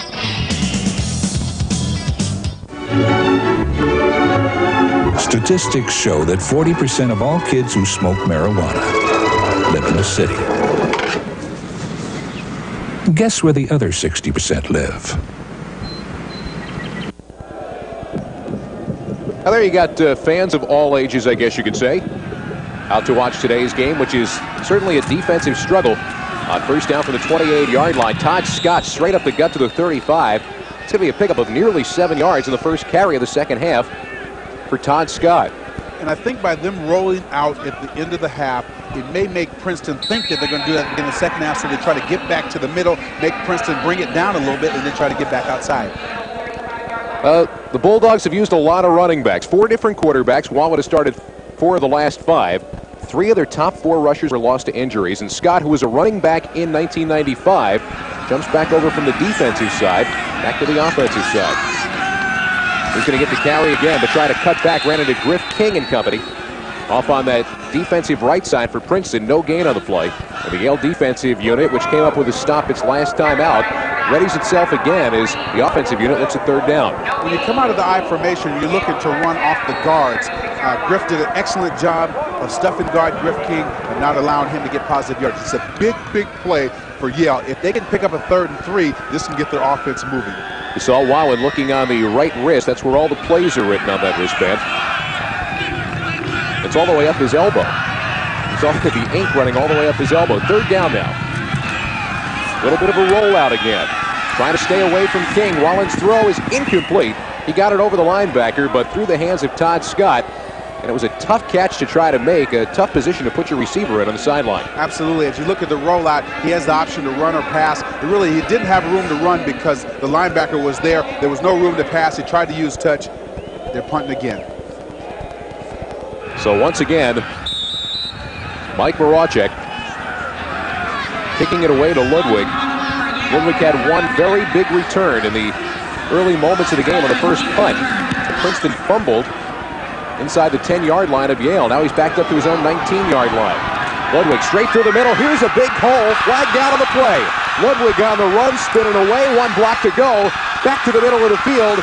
And he's going to get taken down inside the 15-yard line at the 13. But I think that's all coming back with a flag sitting on the 36-yard line. You talk about special teams being a big part of your game. It's 1/3 of the entire game. That could have been a big play. They're bringing it back, and they're going to start negative field position. But that could have been a big play and could have been the difference in the game. Because the way the Yale offense is going, if Princeton gets up at all by more than a touchdown, they can really turn to conservative on them and let the game go. And an illegal block call, big call against the Tigers. Oh, I think that maybe it might be a point the wrong way. That might be a point the wrong way. It's an illegal block against Princeton. Here's a look at it as Ludwig tried to take it 81 yards, had a shot at it. But the flag is already out of your picture and already been thrown.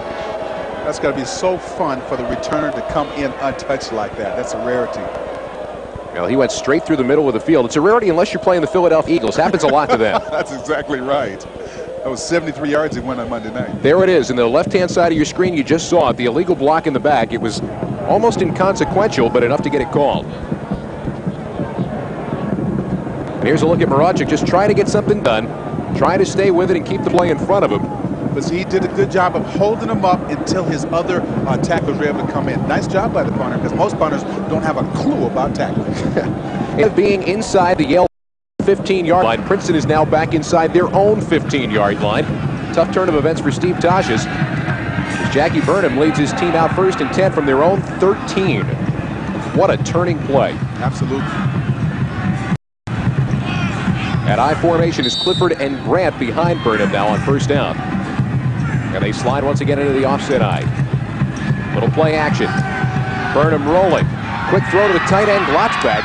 And he gets it out to the 19-yard line for a pickup of 6. As quick as that Yale front 7 is, play action will fool them immediately, because if they came out of the game, they were picking up 4 yards on the 1st down. As you look at it, it freezes the defense. He comes out, was able to do a little dump pass, and anytime you get 4 or 5 yards on the 1st down, it makes your 2nd down situations. The defense now has to sit back on the heels because they don't know what the offense can do. Todd Tomich had to come up and make the hit. Nice job, guys. Nice job. Glotzback making the catch. He was a guy who was told he would never play again when he was in high school because he had a herniated disc in his neck. He has bounced back and made a fine career of it, has one more year to go. There you see the injured player. That's Ben Blake, who is down for Yale, off on the far sideline. But you talk about the modern technology of sports medicine. People nowadays are coming back from anything. CN8 has a way to help you put your family first. It is Emmy-nominated Family Talk. Each Monday through Thursday. Make that Monday through Friday, 11 a.m. and 5:30 p.m. Make it a point to put your family first with Family Talk only on CN8, the Comcast network. Apparently Ben Blake is okay, coming off the field under his own power. You can see the lights really starting to take precedent here at Giant Stadium. We haven't seen the sun except for earlier this morning, and certainly not during the game today. On 2nd down, Grant, little cutback running. Taken down by Isaiah Wilson at the 25-yard line, but good enough for 1st down yardage and another 6-yard pickup. Anytime they gain positive yardage on the ground, it opens up the entire offense. They can use the entire field now. And I look for Princeton, that they made that adjustment at halftime because they're trying to make sure they establish the line of scrimmage. If they do that, that sets up anything offensively. Once again, Burnham juggling it a little bit on the snap. Just a good catch to get it and stay in rhythm to hand off to the running back. Once again out of the gun, this is going to be Brandt, and this time Brandt sees 6 white jerseys. He bounced out with some pretty decent second effort running before Peter Mazzu brought it down after a gain of about a yard. But the quickness of that Yale defense comes into focus right there. You look at all the linebackers.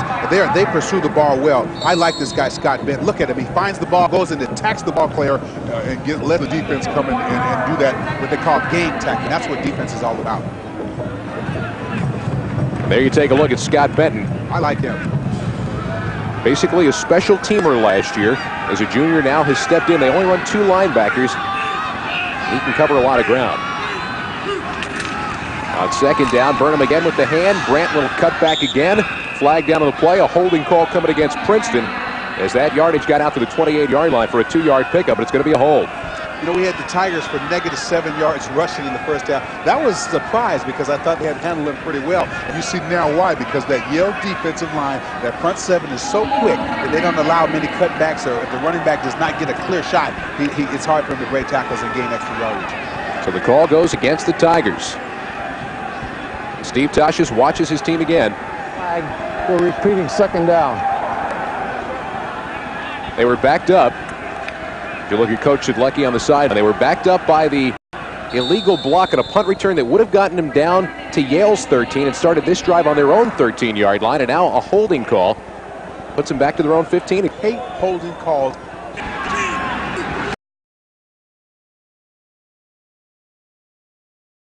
Grant nowhere to go. You want to give credit, give it where it's due on that play. Jim Smith made penetration into the backfield and turned the runner inside. He got a little bit of help later on in the hit by Corwin Carruthers, but Jim Smith makes the play. There's Carruthers going off. Any time that the defensive line gets across the line of scrimmage, it makes the offense have to be at a standstill. And I think that's the key to stopping a running game. If you can get penetration, I think the Yale defense did an excellent job led by Jim Smith. Come on, defense! On the sideline, they're exhorting the defense. Third and forever again. Yeah, I don't know how much more you can expect of this defensive unit. They've held Princeton to 3. Got him backed up again. Big blitz. Both backers coming, and Burnham is put on his back by Benton. Big sack down to the 5-yard line and just inside. And now Evans is going to be backed up into his own end zone to punt it away. As you look at the replay, Benton gets off on the snap, which means Burnham has a pretty natural snap count, gets out, and he should at least thrown the ball away. He had time. He sees him right in front of him, but I guess he holds the ball because he doesn't want to fumble. But nice job by Benton. Nobody blocked him. The guard should have stepped to the right. He did not do it, and Benton makes a big play. So now Evans got to watch his feet back there as he is basically just against the back of the end zone. Got rid of it. Yale's going to get great field position out of this as Tomich is backed up to midfield but has a chance for a little return. And that's exactly what it will be, a little return. As he's going to get taken down. Took 3 or 4 shots to do it, but Yale's going to start out at the Princeton 46-yard line with 7:25 left here in the third quarter. And an opportunity now for the Yale offensive unit. The defense of Yale, really, you should give them a hand because they did an outstanding job of keeping the Princeton offense at bay. They're giving the offense great field position, and that's what a good defense has to do. If the offense is struggling, the defense has got to come up and give them field position. They're in Princeton territory. It's time to do something. Coach Shidlecki trying to get something out of his offensive unit. Scott, again, through the middle, ran right into Ferrara's arms and tried to push on through. Maybe a pickup of a couple of yards, but David Ferrara, the sophomore, was right there and knocked him back after the pickup of 2. I want you to join Bruce Beck and talk sports with Sports Talk. Weekdays at 10 only on CN8, the Comcast network. You've been a guest, haven't you? As a matter of fact, I know you have because I was there. That's when we met, Scott. Yeah, that's correct. And you did a good job. Oh, thanks. You made me look good. People said I was decent. Tune in and see guys like Billy Taylor and, yeah, even me every once in a while. Second down and 8 now. On play action, Wallen all kinds of time. Now a big open space as he tucks it away. It closed up pretty quickly as Ferrara got over there to cut him off, but a pickup of a couple of yards and third down now coming up. It was a nice job by Whalen. I thought that there was nobody open. He did a good job at tucking. The only thing I would say, as he looked for his receiver, he only stayed to his right. Nobody open. He tucks it and run. Right here, I thought he should have kept his momentum going outside because he's got more speed than the linebacker, and I felt he could have picked up more yardage. Well, you saw Ferrara start to cut it off, and I agree with you. Had he stepped outside, he might have been able to outrun him. Instead, he cut it inside and went the safe route. He's definitely faster than David Ferrara. You would think. Third down and a long 5. Got to get it to the 36. Fake blitz coming, but it's not coming. And now Wallen, once again, all kinds of time, but he sailed it way over the head of his tight end, Bill Sprouse, who was pretty well covered by Jerry Wilson on the near sideline. And Princeton defensively has done a good job of taking that rollout away, taking his receivers away and making them have to do something else. I think they got to maybe roll to the other side and give them the option to run or pass. I thought for a moment there, for a team that's not generating a lot of offense, that going for it on 4th down at the Princeton 42 might not be a bad idea, but Coach Shidlecki is elected to play the field position game. And Haddonfield's own Mike Moracek gets a chance now to try to bury the other team. Once again, remember, he's one of the best in the nation at this, is Ludwig Waits. Moracek has put it inside the 20 15 times this year. Going to have to wait for this punt, however, as Princeton is called for a timeout. No, I don't mean to harp on it, but people don't realize how meaningful special teams are. During the course of an 11-game college season, the special teams could probably win or lose 2 or 3 games, and that's why the punting, field goal kicking, and place kicking is so important during the course of a season. So now they will set it up, and once again, it's an art form trying to look for an angle. It's an art form, especially from here. You saw Ludwig with 2 big breakers already today on punts from that guy, Marache. Looking for number 16 on the year inside the 20. You know he's going to kick it away from the return man. The question is where. And it's a little pooch. He's going to try to get it to die inside the 10. Ludwig steps up, makes a nice play, and fair catching the ball at the 13-yard line. And that's where Princeton is going to start out. Next Saturday, live at 1:30, it's tradition-rich Ivy League football, and Cornell travels to Franklin Field to meet the Penn Quakers. It's area college football only on CN8, the Comcast network. That'll be our final NCAA regular season game of the year. And look at this, Harry McKelney has now come on as the quarterback for Princeton. I wonder why they made this move. We'll see what McKelney's got. Remember, he's been bothered by a rib problem, and the initial hand is going to result in a loss of yardage, maybe back to the line of scrimmage. And that's about all for Girardo. The thing about it, you make a quarterback switch, and you think he's coming in for a reason. He comes in, hands the ball off. Now, McKelney, as we said, was the Ivy League's leading passer a couple of years ago. He was not in school last year, came back this year for Steve Tashis and got off to a good start, as Princeton actually got off to a good start. They were a 4-1 team before losing their last 3 straight. 2nd down and 9 now. You would assume throwing situation for McKelney. Instead, it's going to be the pitch. Girardo fumbles the ball, and McKelney dives on top of it.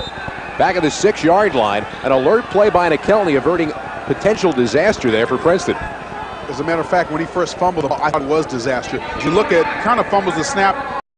The running back doesn't secure the ball. He's got his head up looking at the defender, and the running back should have had the ball. That could have been a big play, and that could have been the difference in the game right there. Well, you saw it. It came free. And Yale diving to get on top of it. Isaiah Wilson just a step slow as McKelney had the angle for it. 3rd down and a bunch now. 3rd and 17 for Princeton. McKelney working out of the gun. Lots of time. Got a lane to throw it. It is complete. Out to the 20-yard line. Short of 1st down yardage as Ryan Crowley makes his first catch of the day. Still going to be about 3 yards shy of it. Now I see why McKelney's in there. That was an excellent pass. Gives them room for the punter to operate. And maybe they're going to start doing that. If they can do that, look at it. He sets up, throws the ball perfectly right on the nose in this cold weather. Puts the ball right where it should be. Roy Adams was there to make the stop. And I guess the fault there would be with Crowley for not running quite a deep enough pattern on that deep out to get 1st down yardage. But that was the only way he could come clear. End-over-end kick from Evans. Homich, once again, has a little bit of room. And straight through the middle again. Yale will be at the 47-yard line of Princeton, starting their 2nd straight drive here in Tiger territory. Good look at Tomich as he comes off. Now I look to see what Yale can do. They have been unsuccessful running the ball up the middle, trying to open it up. Their rollout has been taken away also. If you need some cooking tips, we want you to check that. My apologies. I want you to tune in to Comcast Newsmakers It's Your Call with Lynn Doyle. It's weeknights at 6:30, only here on CN8, the Comcast network. So now 1st down, the 47-yard line. Yale drive beginning in Princeton territory as we set for the 2nd straight time. Not a whole lot of room and a coverage sack, I guess you could say, unless they were trying to sprint Walland out to clear him to run. One way or another, that play took a long time to develop. Yes, it did. I thought they were trying to sprint him out to give him the option to run or pass. He really had no option because the defenders had come across the line of scrimmage, gotten penetration, and forced him to have to tuck the ball. But that might have been an adjustment that Yale was trying to make, would get outside to the right instead of going back to the left where they were unsuccessful. Walland calling the play in the huddle on a 2nd down now. If you've been hungering for offensive action, this has not been your football game, but there's still some time to go. Walland on the turn and hand to Scott.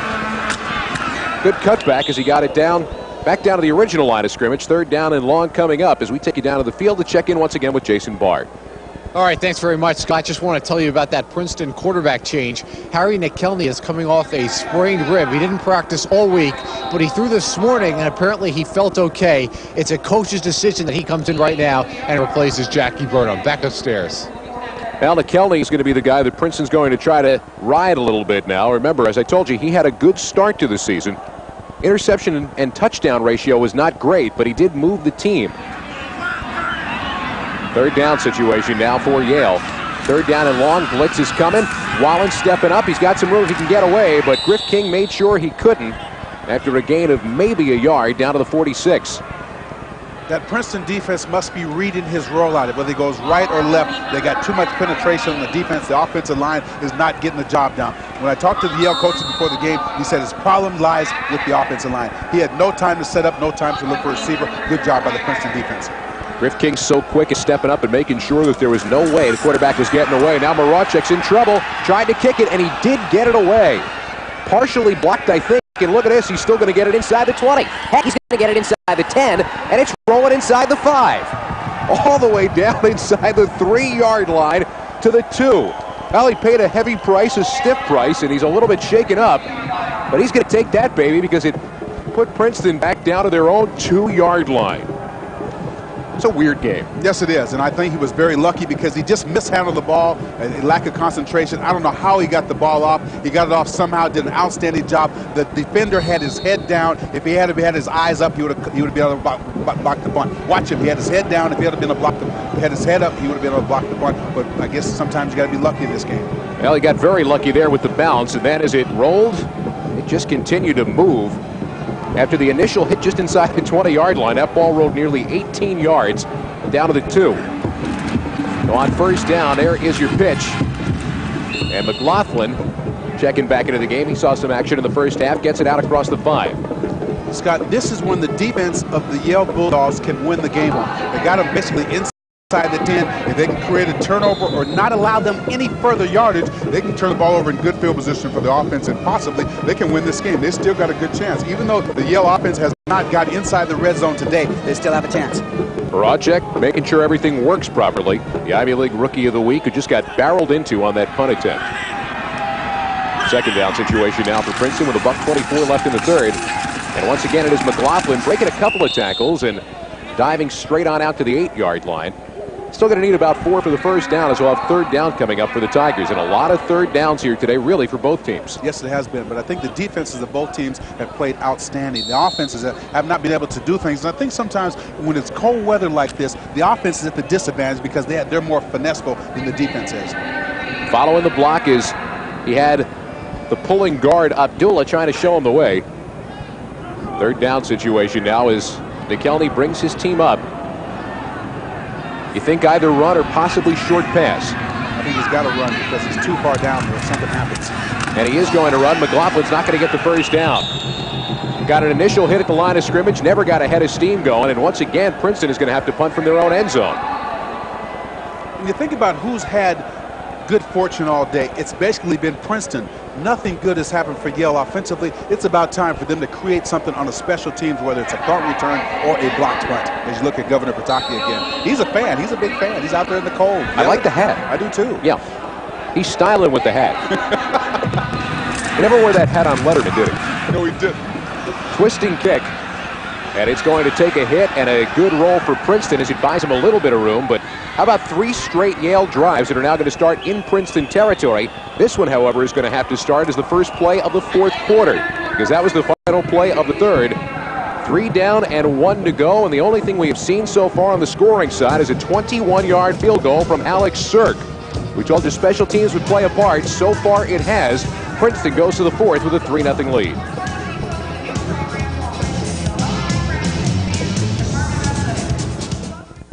This telecast of Princeton University football is sponsored in part by McCaffrey's Supermarkets. McCaffrey's in the business of satisfying customers. In fact, McCaffrey's guarantees the highest quality in everything they offer. Market fresh fruits and vegetables, oven fresh baked breads, pastries, cakes, and gourmet prepared meals ready to eat and heat. McCaffrey's, a supermarket experience in Princeton, West Windsor, and Yardley, Pennsylvania. Well, no matter what the record this year, and for Yale it's been tough at 1-7, the band generally is a very enthusiastic bunch at every school. I love college football because the excitement is overwhelming. People come out here in the cold weather, support their team. Look at that guy. He's having big time fun. He doesn't look like he's cold. Doesn't even have gloves on. Now look at the game summary as we get set for the fourth quarter. Cirque, the 21-yard field goal. That's the only scoring we have had.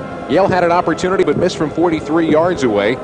Leach, second all-time at Princeton with his 17th career interception today, as we told you, trailing Superman Dean Cain. The team is allowed to bat the ball backward. A lot of conference going on there after the last play of the third quarter about whether Princeton batted the ball backward as it was rolling to a stop. And after a very, very lengthy conversation, the officials decided that was okay.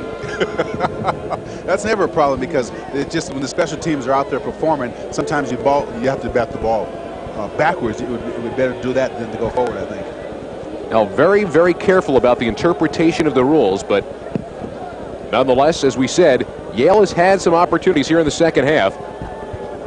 Trying to see what they can do against the Princeton defense that is anchored by that man, Tim Green, the co-captain of the team. 107 tackles last year. He was only the third junior to win the MVP award for the team in school history last year.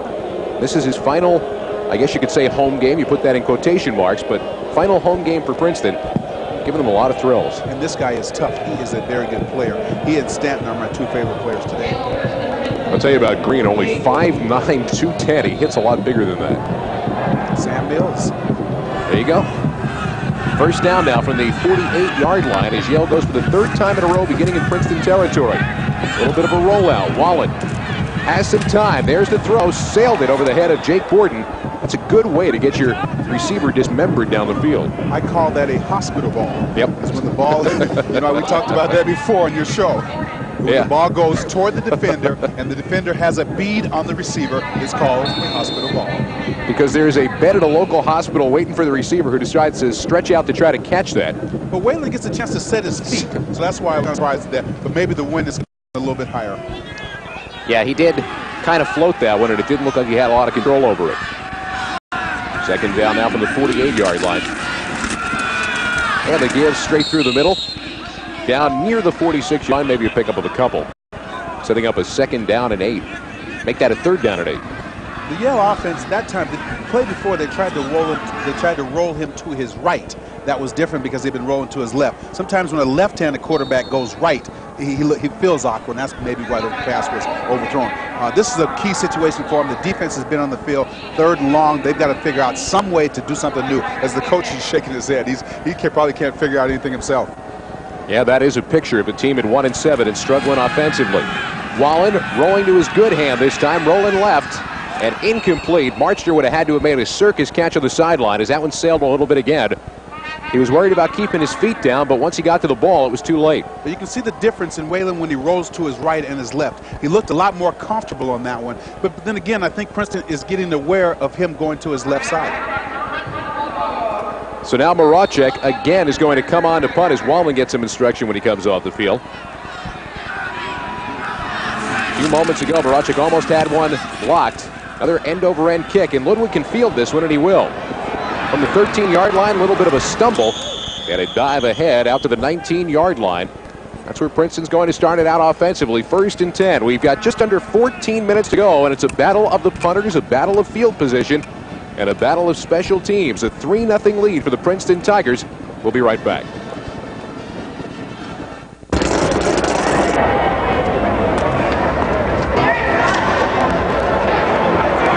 That eating hot dogs can make a kid 46% less likely to use drugs? Be a mentor. Make a difference. With Harry McKelney back at the controls for Princeton. A first down from their own 19-yard line. And McKelney looking to throw on first down. Got the man, got Clifford. And Clifford with good yardage, stretching ahead to the 30-yard line for a first down and an 11-yard pickup. Nice pickup on first down, too. I've been a proponent of throwing the ball on first down because the defense is at the disadvantage. Nice job by McKelney for getting the ball off. That's probably why he's in the game, because now they're starting to throw the ball, and the wind is going with him, so he has a chance to complete some passes. Mike Clifford, tough guy in the backfield, runs the ball well, catches it well. A senior out of Lansing, Illinois. On first down from the 30-yard line, 3 receivers to choose from again for McKelney. This time he's going back to the ground. McLaughlin tries to break a tackle and does. Good gainer out across the 38-yard line. He got 8 yards as that time Scott Benton appeared to be just a step slow to the tackle. And that left open the outside for McLaughlin to turn the corner. That was kind of a misdirection play. It kind of heads in toward the left and goes back to the right. Now what that does, it makes the linebacker step to the opposite side and lets the offensive line get out in front, and then the linebacker, Scott Benton, wasn't able to get there because he stepped the wrong way reading the play in the beginning. A little bit more than 8 yards on that first down run. So now on second down, McKelney turns, and McLaughlin again battering ram through the middle. First down yardage. He didn't want to go down, but he finally did with a little assist from Eli Kelly. That's what happens when you gain good yards in first down, because when you're second and shorter than 6, it gives the offense the advantage. The defense doesn't know what you're doing. Nice call by Princeton. Kelly, a sophomore out of 3 Lakes, Wisconsin. And I guess if your name is Eli, you pick Yale, because Yale's alternate nickname aside from the Bulldogs is the Yale Elis. I'm sorry, I just had to slip that in. 42-yard line, first down now for the Tigers. And once again, McLaughlin, he's turned into the workhorse back here in the second half. Gets it out across the 46-yard line near the 47. Another 5-yard pickup on first down. And that's another first down play that's more than 4 yards. Now your second down situation, the defense is at the disadvantage because they don't know where they're going to run and pass. And this is the way to beat this Yale front seven, because once they know what's going on, they are in trouble because they get penetration. Coach Sidlecki seeing it slip away as far as time goes. A team that's really hung around here today. McLaughlin off right side, first down yardage as he bangs into Yale territory at the Bulldog 47. And now Princeton comfortable to keep it on the ground. And this is where you were talking about it early, Billy, the fact that eventually you wear the defense down, and by the fourth quarter, when they're tired, you can kind of run over them. And I think what you're seeing by these missed tackles is fatigue setting in. They've been on the field all day. As you look at it, he's breaking tackles. They're be able to get on tackles. They're reaching in for him. They're not coming off the blocks as quickly. And I think that is a result of being on the field much too long. Also, gang offensive line blocking. McLaughlin through the middle. And once again, a good offensive push gets him down near the 40-yard line. Every play is 6 yards or better, it appears, when they're running the football. And they're just overloading the blocking, sliding out either a guard or a guard and tackle to help escort the running back. And McLaughlin is running very good. Now, when a running back gets tired, that's when he's at his best, because he's only going by his own reaction. Nice job by calling him to run the ball. They should continue. Coaches are creatures of habit. Well, in this case, the habit is a good habit, because Princeton is putting together their first sustained drive of the second half. On second down, McKelney at the controls. A little busted play, it looked like, and Clifford still managed to spin his way down near the stick. I believe he just got himself a first down inside the 37-yard line. This offensive line of the Princeton offense, we're talking about Bennett, Abdullah, Wilson, Herdman, all of them are beginning to take control of the line of scrimmage. When this happens, the game is virtually over because they're gaining confidence, the running backs are gaining confidence, and the defense is off the field. They are going to measure, but I believe that is first down yardage. We'll see whether or not when they stretch the sticks out, as Clifford kind of spun his way toward the marker, and it is indeed a Princeton first down. And if you look at the Yale defenders, they're putting their hands on their hips. That's the first sign of fatigue. He's breaking tackles. Clifford's doing a good job of giving extra effort, and this is what football is all about, is when the offensive line begins to take control. Now Steve Tosh's team now, once again, is starting to move things offensively. They did it a couple of times in the first half. A big turnover deep in Yale territory turned off one drive.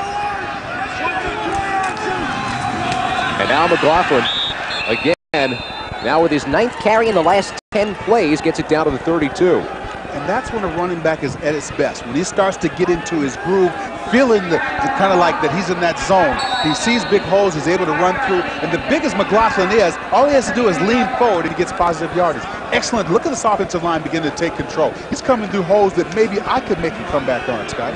Now Mike Clifford helped out there as well, shutting off Todd Scott as the fullback led the way for the hole.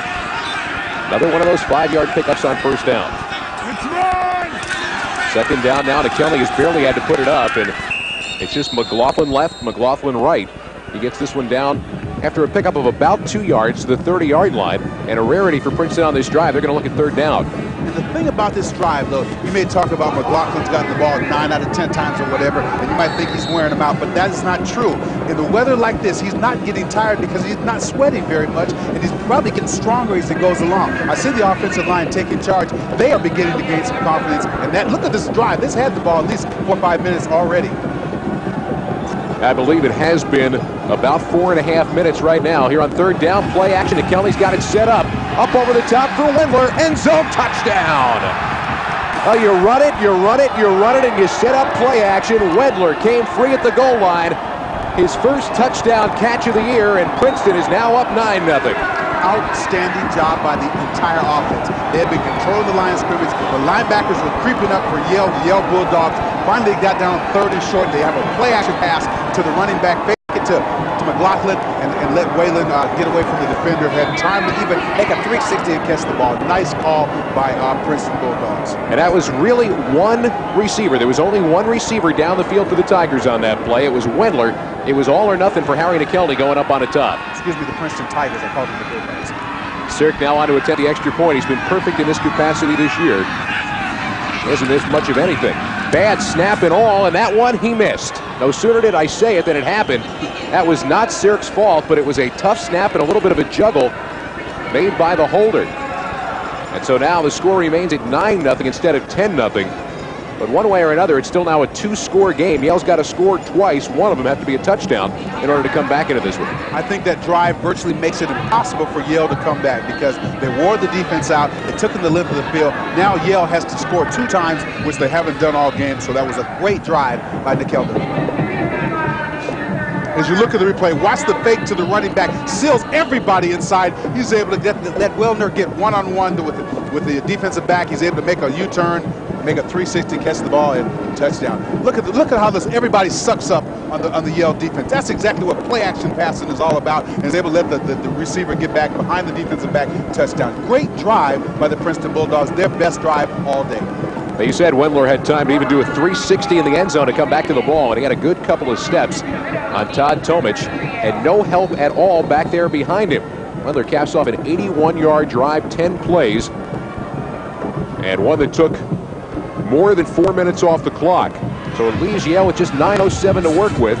Had a lot of trouble back down there, and Tomich is going to have to return this from his own 2-yard line. And he's going to get buried at the 6. Special teams are a vital part of the game. They can either win or lose the game. On that play, they nail them inside the 10-yard line. They have to go 90-some yards, and it's a tough time with 8:55 left in the game. Now, they are in a lot of trouble right now, and you don't want to be Joe Wallen coming out after struggling the way you have, knowing that you've got to throw the ball to get 2 scores with under 9 minutes left, and buried back at your own 6-yard line. I guess here is where you just kind of let it all hang out and just throw where you can. It's hard now because you're inside the 10 to have to put the ball up because any type of interception is negative. On first down, linebackers poised to blitz. They're not going to have to as you got a run coming, and a run stuffed back for a loss of a yard. R.C. Kaufman had nowhere to go once he got the hand. I'm looking at the defense of the Yale Bulldogs who are on for that 81-yard drive. They are on the bench. Their tongues are hanging out. They are tired. They're hoping the offense gets at least 1 first down before they got to go back out there. Well, they won't if Tim Green has anything to say about it. As you look at the play, Kaufman trying to get past Green, and Green just straight on through that gap. He does a great job of filling those gaps. Tim Green is a very tough linebacker. So now it's second down. Time running with 8:18 left. And once again, it is going to be R.C. Kaufman. This time a little bit more positive yardage gain as he gets it out near the 10-yard line and was taken down on the play by Ferrara. And see, Scott, this defense of Princeton is coming in well rested. They've been on the bench the last 5 or 6 minutes. The offense goes out and scores. That makes them come in with momentum, with hungriness, and they're ready to shut down this Yale offense and let the offense come back on the field. You saw an interesting play call from the sideline as Jack Sidlecki held up 5-6. Then what Wallen has to do is look down on the wristband for play number 5-6. He rolls out, and this is what 5-6 is. No one's open.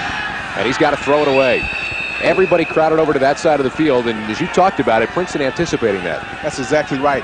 And they have made an adjustment that when he rolls to his right or left, they try to get everybody in that zone where no one is open. So it's a tough situation for Whalen, the quarterback. And 3 downs is out is exactly what the defense of the Yale Bulldogs did not need. Voracek now is going to punt it away for the 10th time today. Came into the game with 57 total for the year. This is number 10 today. Ludwig going to have great field position. He fumbled the football. He muffed it. It's still on the ground, and Yale's got it. Mazza came down with the football. It bounced right into his breadbasket, and a break for Yale as Ludwig could not handle it cleanly. And then after it seemed like he put it away, he fumbled it again. Special teams again, because they have been a big difference in the game. This is what Yale needs at this time of the game. This could be a momentum situation that takes it away from what Princeton has done offensively. Can't get a better bounce than that if you're Mazza. And it looked as though Ludwig might have lost it in the lights as it came through the lights here. Watch. But then once he got the handle, he should have tucked it away a little bit harder. But then I guess he never got the handle again. And Mazza was right there to fall on it. So a little bit of a break for Yale as they stay alive with 7:18 to go. Second Princeton turnover. First one prevented them from scoring deep in Yale territory. That one may have left the window open for Yale, but they close it right away on defense as Whaling and Griff King meet at the quarterback. This is what the defensive players love. When an offense has to pass the ball, they can lay their ears back and come at the quarterback. They have nothing to lose. The play action is not going to hold them. The running game is not going to hold them. They can just tee off on the quarterback. The play action means nothing, and Griff comes off the corner, and they meet at the quarterback. Outstanding job by putting pressure on the quarterback. Griff King and Mark Whaling. Ferrara was also in the vicinity as well. And a 5-yard loss on first down. This makes it tough for the Yale Bulldogs. This whole game has been tough for Yale. Actually, this whole season has. About to go to 0-6 in the Ivy League if they drop this decision today. And just before the delay of game call, Joe Wallen calls for a timeout. 6:33 to go here at Giants Stadium. And Princeton right now sitting on top of a 9-0 lead, looking for the victory. This telecast of Princeton University football is sponsored in part by McCaffrey's Supermarkets. McCaffrey's does catering. For the best the season has to offer, whatever the occasion, McCaffrey's has the answer. Tailgate parties, casual events, or formal affairs. You can count on McCaffrey's to make it easier on you. McCaffrey's, a supermarket experience in Princeton, West Windsor, and Yardley, Pennsylvania. And they can take a look on the bench at the Yale defense. They have been overworked all day today, and they're hoping they don't have to come back anytime soon as Joe Wallen leads the Yale offense, trying to put together a sustained drive with a 2nd down and long coming up. As the band plays on, I want to do something I don't normally do. I want to send out birthday wishes today to my grandfather, High Green, 90 years old today. I know he's watching. I know he's enjoying. Happy birthday, Grant. 90 years old. 2nd down now from the 36-yard line. And the man in motion is R.C. Kaufman. A lot of time to throw for Wallen. Trying to get away from Griff King, and the speed of Griff King makes sure he can. We've talked about that a few times today. King is 6'7", 260, but he can move. And he got Wallen from behind, making sure he didn't get away. They tried to put R.C. Kaufman in motion to flood the zone, but then they had too many receivers in one area. The quarterback gets a little confused. He's got to do nothing but eat the ball. He was trying to get over to that sideline, but he waited just a little bit too long.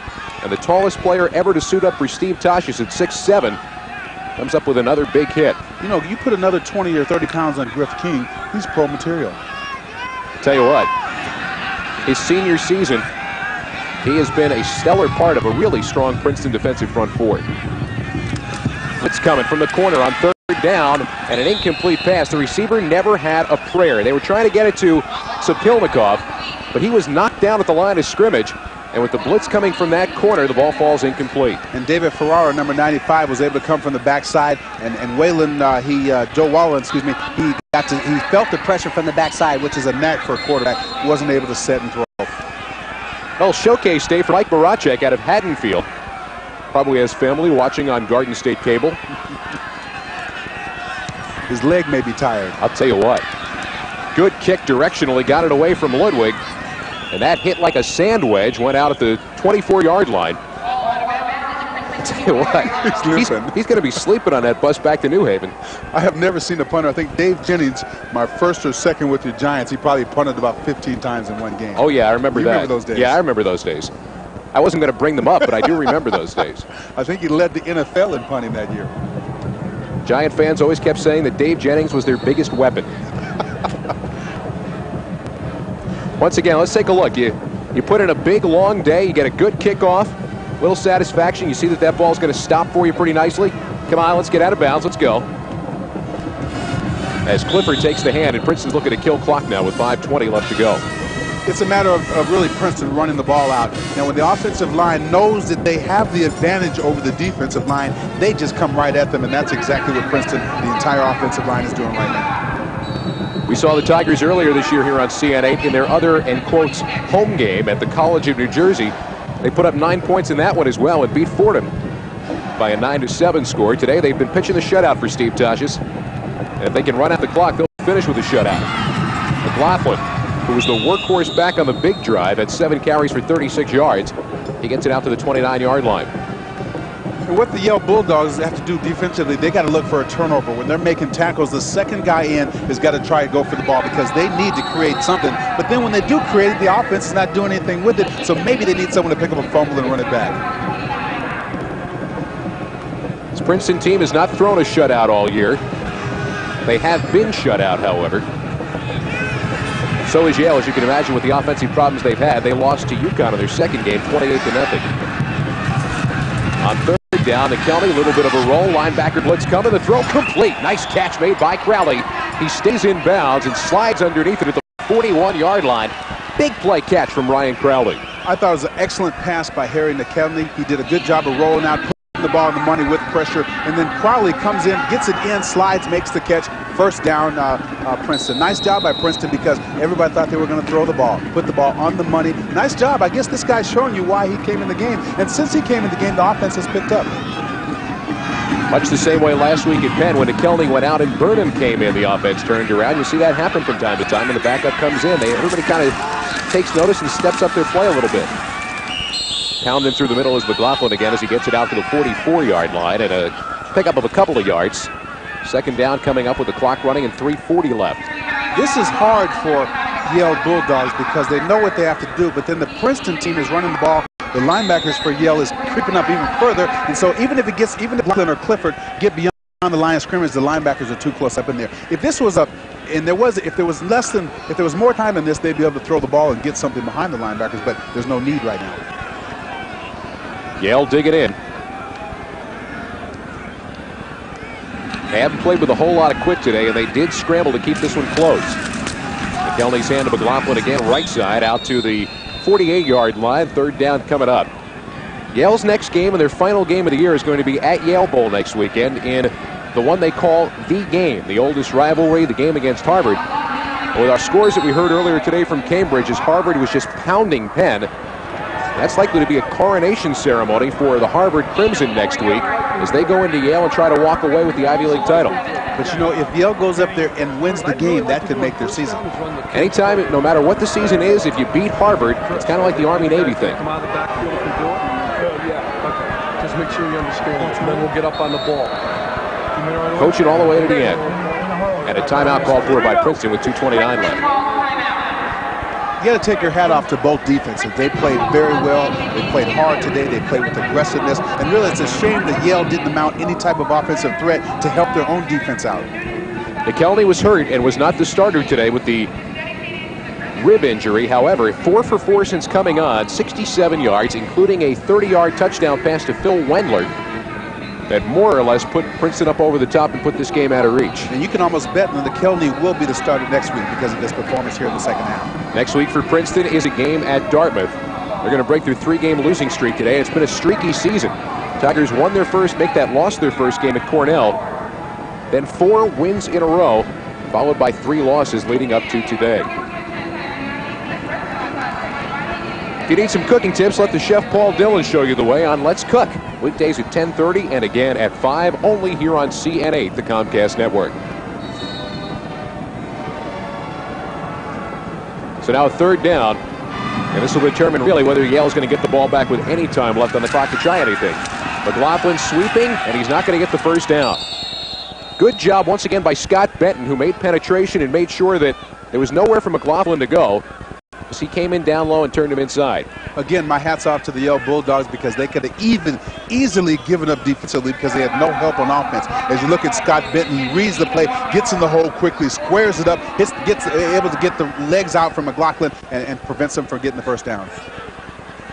Princeton's letting some time run, and I wonder whether or not they're just going to let it all run out. Surely you jest. Hey, Davey! Yeah, they are going to let the time run down and probably either take the timeout or the penalty. And they are going to take the penalty and back themselves up 5 yards. Let the clock run down as much as they could to 1:43 left in the game. And that's playing by the book. Gives your punter a little bit better opportunity, and it makes sure that Yale has less time. But I don't know that we've seen yet today that Yale is really a big-time threat to be able to have any quick strike capability. They've hit a couple of big plays, but a couple is all. And the adjustments that Princeton made on the rollouts was to flood the zone on both sides. So anytime that Wayland is able to get outside, he cannot find anybody, so they got to go back to the drawing board. Maybe he should throw down the middle. One time they did complete one down the middle on a post or a seam pattern. Evans took a high snap and did a good job just to get rid of it. And now Tomic up across the 20, fumbled the football. Was he down? Are they going to call it on contact, or does Princeton come up with the ball? And I believe they're going to call it down by contact. You got to almost feel sorry for him in that, because there were too many defenders around. He had no blocking. That's dangerous. As you look at the replay, listen to the sound of this.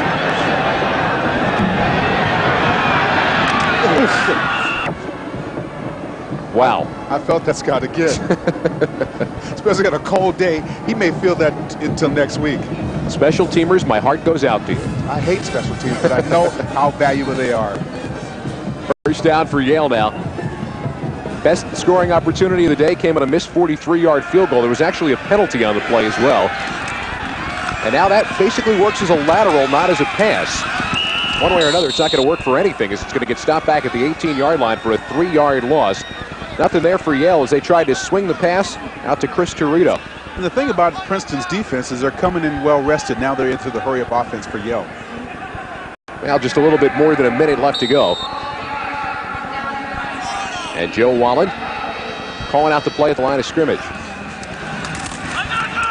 Back to throw again. Got the receiver, and it's complete. Nice catch. And Marshner held on at the 29-yard line. I thought they should have been doing that earlier, because the outside patterns were not working. I thought it's better if you throw inside. Had a timeout called for by Yale. They still do have one timeout left in 51 seconds. They want to get on the board. They don't want to get shut out here. And this is a chance to try to work and build up some confidence going into next week. Yes, it is, because still, even though you're working on stuff, you still have another game. I thought it was outstanding that he went inside. It was a little late. The thing about it, Scott, is before the game, the coach of Yale was telling me that his defensive front seven, he's got great confidence, but he doesn't have confidence in the defensive backs, and his offense is pretty inept, and he was pretty correct today about that. Now what he's trying to do is instill some confidence in Joe Wallen, who's only a sophomore. A good athlete, as we told you about. He was a wide receiver for this team. He was a special teamer for this team, and now has stepped in as the quarterback. I invite you to join host Mick Moninghoff for the area's hottest high school sports magazine show. It's called Scholastic Sports Weekly, Wednesday night at 7:30, holding on CN8, the Comcast network.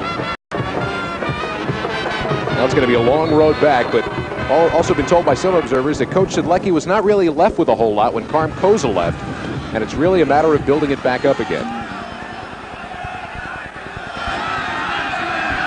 So Yale has been held to 23 yards of total offense here in the second half.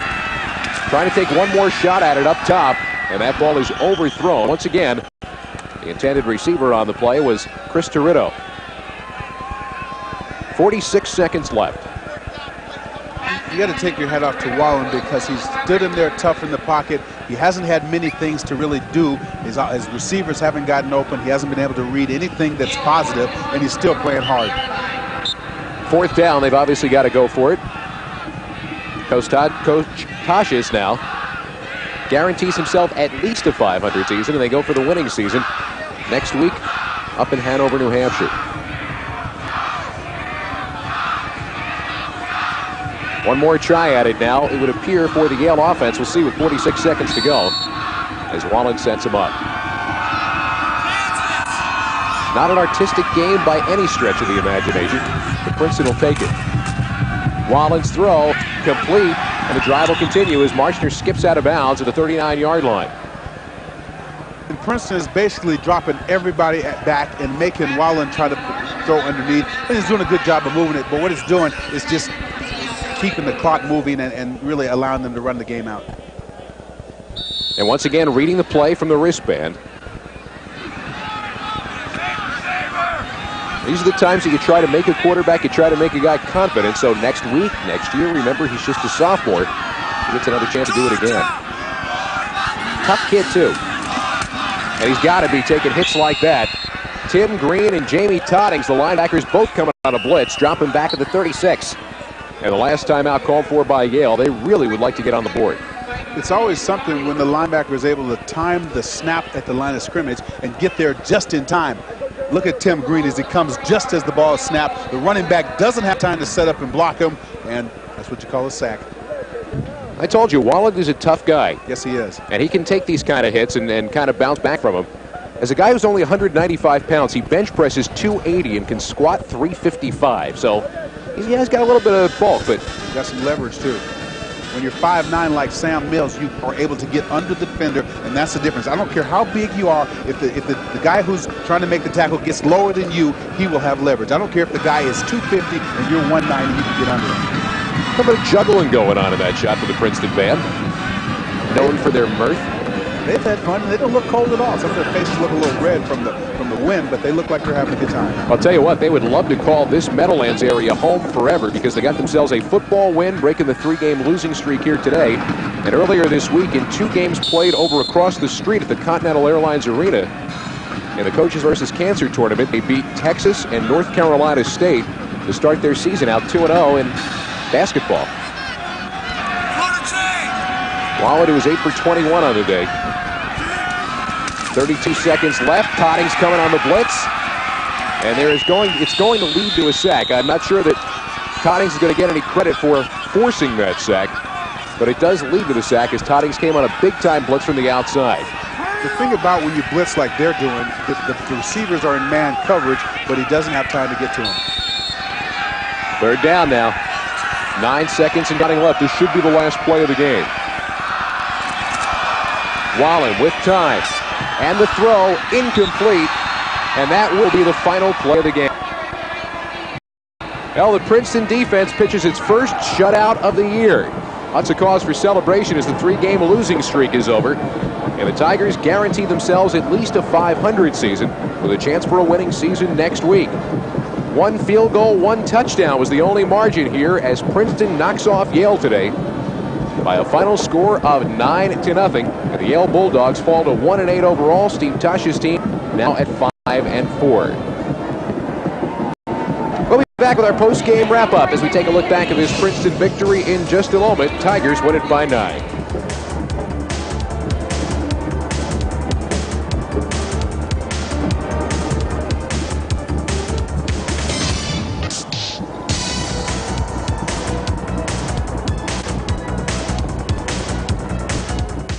If you smoke pot one time, it probably won't kill you. But if you keep smoking it, you might just get dumber and dumber and dumber and dumber and dumber. 9-0 Princeton win here at the Meadowlands. Let's take you down to the field to Jason Barr standing by with the winning coach. All right, that's right, Scott. Thanks. Here's Steve Tosh's Princeton winning coach. It wasn't the prettiest game, but your defense kind of shut them down for most of the way. Yeah, where we are right now in our season, we'll take any kind of win. We don't need to get into whether it's a stylish or not. Our defense, hey, listen, the defense has been the heart and soul of this football team. The guy next to you, he's been the heart and soul of that defense all year long. Yeah, you win as a team, you lose as a team, but that defense was phenomenal today. All right, then I got to go. Thanks for a minute. And now Tim Green, big part of that defense, as your coach just mentioned. He had a big sack we're going to take a look at right now. Talk a little bit about what you guys accomplished today. I told the guys before the game, it's such a special day for us, playing in Giants Stadium, and I think, this is the closest any of us ever get to a pro-type football game, and the atmosphere today was just great. I told the guys, just take heed, seize the moment today because it's a very important game. All right, we'll talk about Giant Stadium in a second. You had some big sacks. Talk about the defensive line and how you're able to penetrate. All day they did a great job. I mean, they had no time to throw the ball. We were penetrating gaps. I think they were the key to our win today. They kept pressuring the quarterback all day long. They did. I can't say enough about the job they did. And now getting back to Giant Stadium, how big a thrill is that for somebody in New Jersey to play here and win and shut the opposing offense out? It's amazing. I can't describe the feeling right now. It's one of the greatest feelings of my life. Just playing in a stadium like this, the atmosphere like this. Like I said, it's probably close we'll ever get to a pro game. And that atmosphere today was great. Now it was nothing but fun for us. Yeah, both clubs had a pretty big turnout here, especially considering the cold weather. Right. Yeah, I was just glad. The rain held off. And the fans really vocal. And it was just a great time. All right, Tim Green, thanks so much. Princeton wins at 9-0. Back upstairs. Well, it was a day for the Princeton defense today, but also for the offense. And Harry Kelly, who came on in the second half, came up with a big throw. I thought the play action he did to McLaughlin was outstanding. Philip Windler did a good job of having to throw a 360, catch the ball. Big touchdown. That's the one that iced the game. That made it a 9-0 game, and 9-0 turned out to be the final score as Princeton did go up top, did get its touchdown, and ultimately did walk out of here with its victory. Now for Yale, the road has been tough all year long. For Princeton, though, they come up with a victory here, and once again they settle a quarterback situation as Harry Kelly comes on, and he did look good. I thought as soon as he came in, the offense picked it up. The offensive line began to take charge, and I think his passes were pinpoint, and he was able to at least control things. McLaughlin began to run good, and when he was able to pass, he was able to put the ball in the money. He's the starting quarterback. Well, this is a Princeton team that gets the victory and then moves on to Dartmouth to end things up for the year as Harry Kelly meets the fans here at Giant Stadium. A little bit of a larger wall and a little bit more of a look than you have to make normally when you're at Princeton or anywhere else. Of course, they haven't played at Princeton this year. Next week, we do have another Ivy League battle for you. Now, Penn is set to take on Cornell. More Ivy League rivalry that is coming up here on CN8, the Comcast Network. That'll be live next Saturday at 1:30 at Franklin Field. Penn thought they might be playing for the Ivy League title. They got blown out today up at Harvard. That would have been a good game for next week because it was set up really nice to end the season. But I thought maybe even though the end of the season is coming, maybe the players are wanting it because it's too cold. Well, you also got Penn and Cornell, and in the past, this has been a bitter rivalry. They have been very exciting games, very unpredictable games, not unlike the Penn-Princeton rivalry that we brought to you last week here on CN8. Billy Taylor, it was a pleasure to work with you. It was my pleasure, Scott. You're a good guy, buddy. Thanks to Billy Taylor and to our entire CN8 Comcast Network crew. Princeton, a 9-0 winner. This is Scott Graham. Thanks for watching.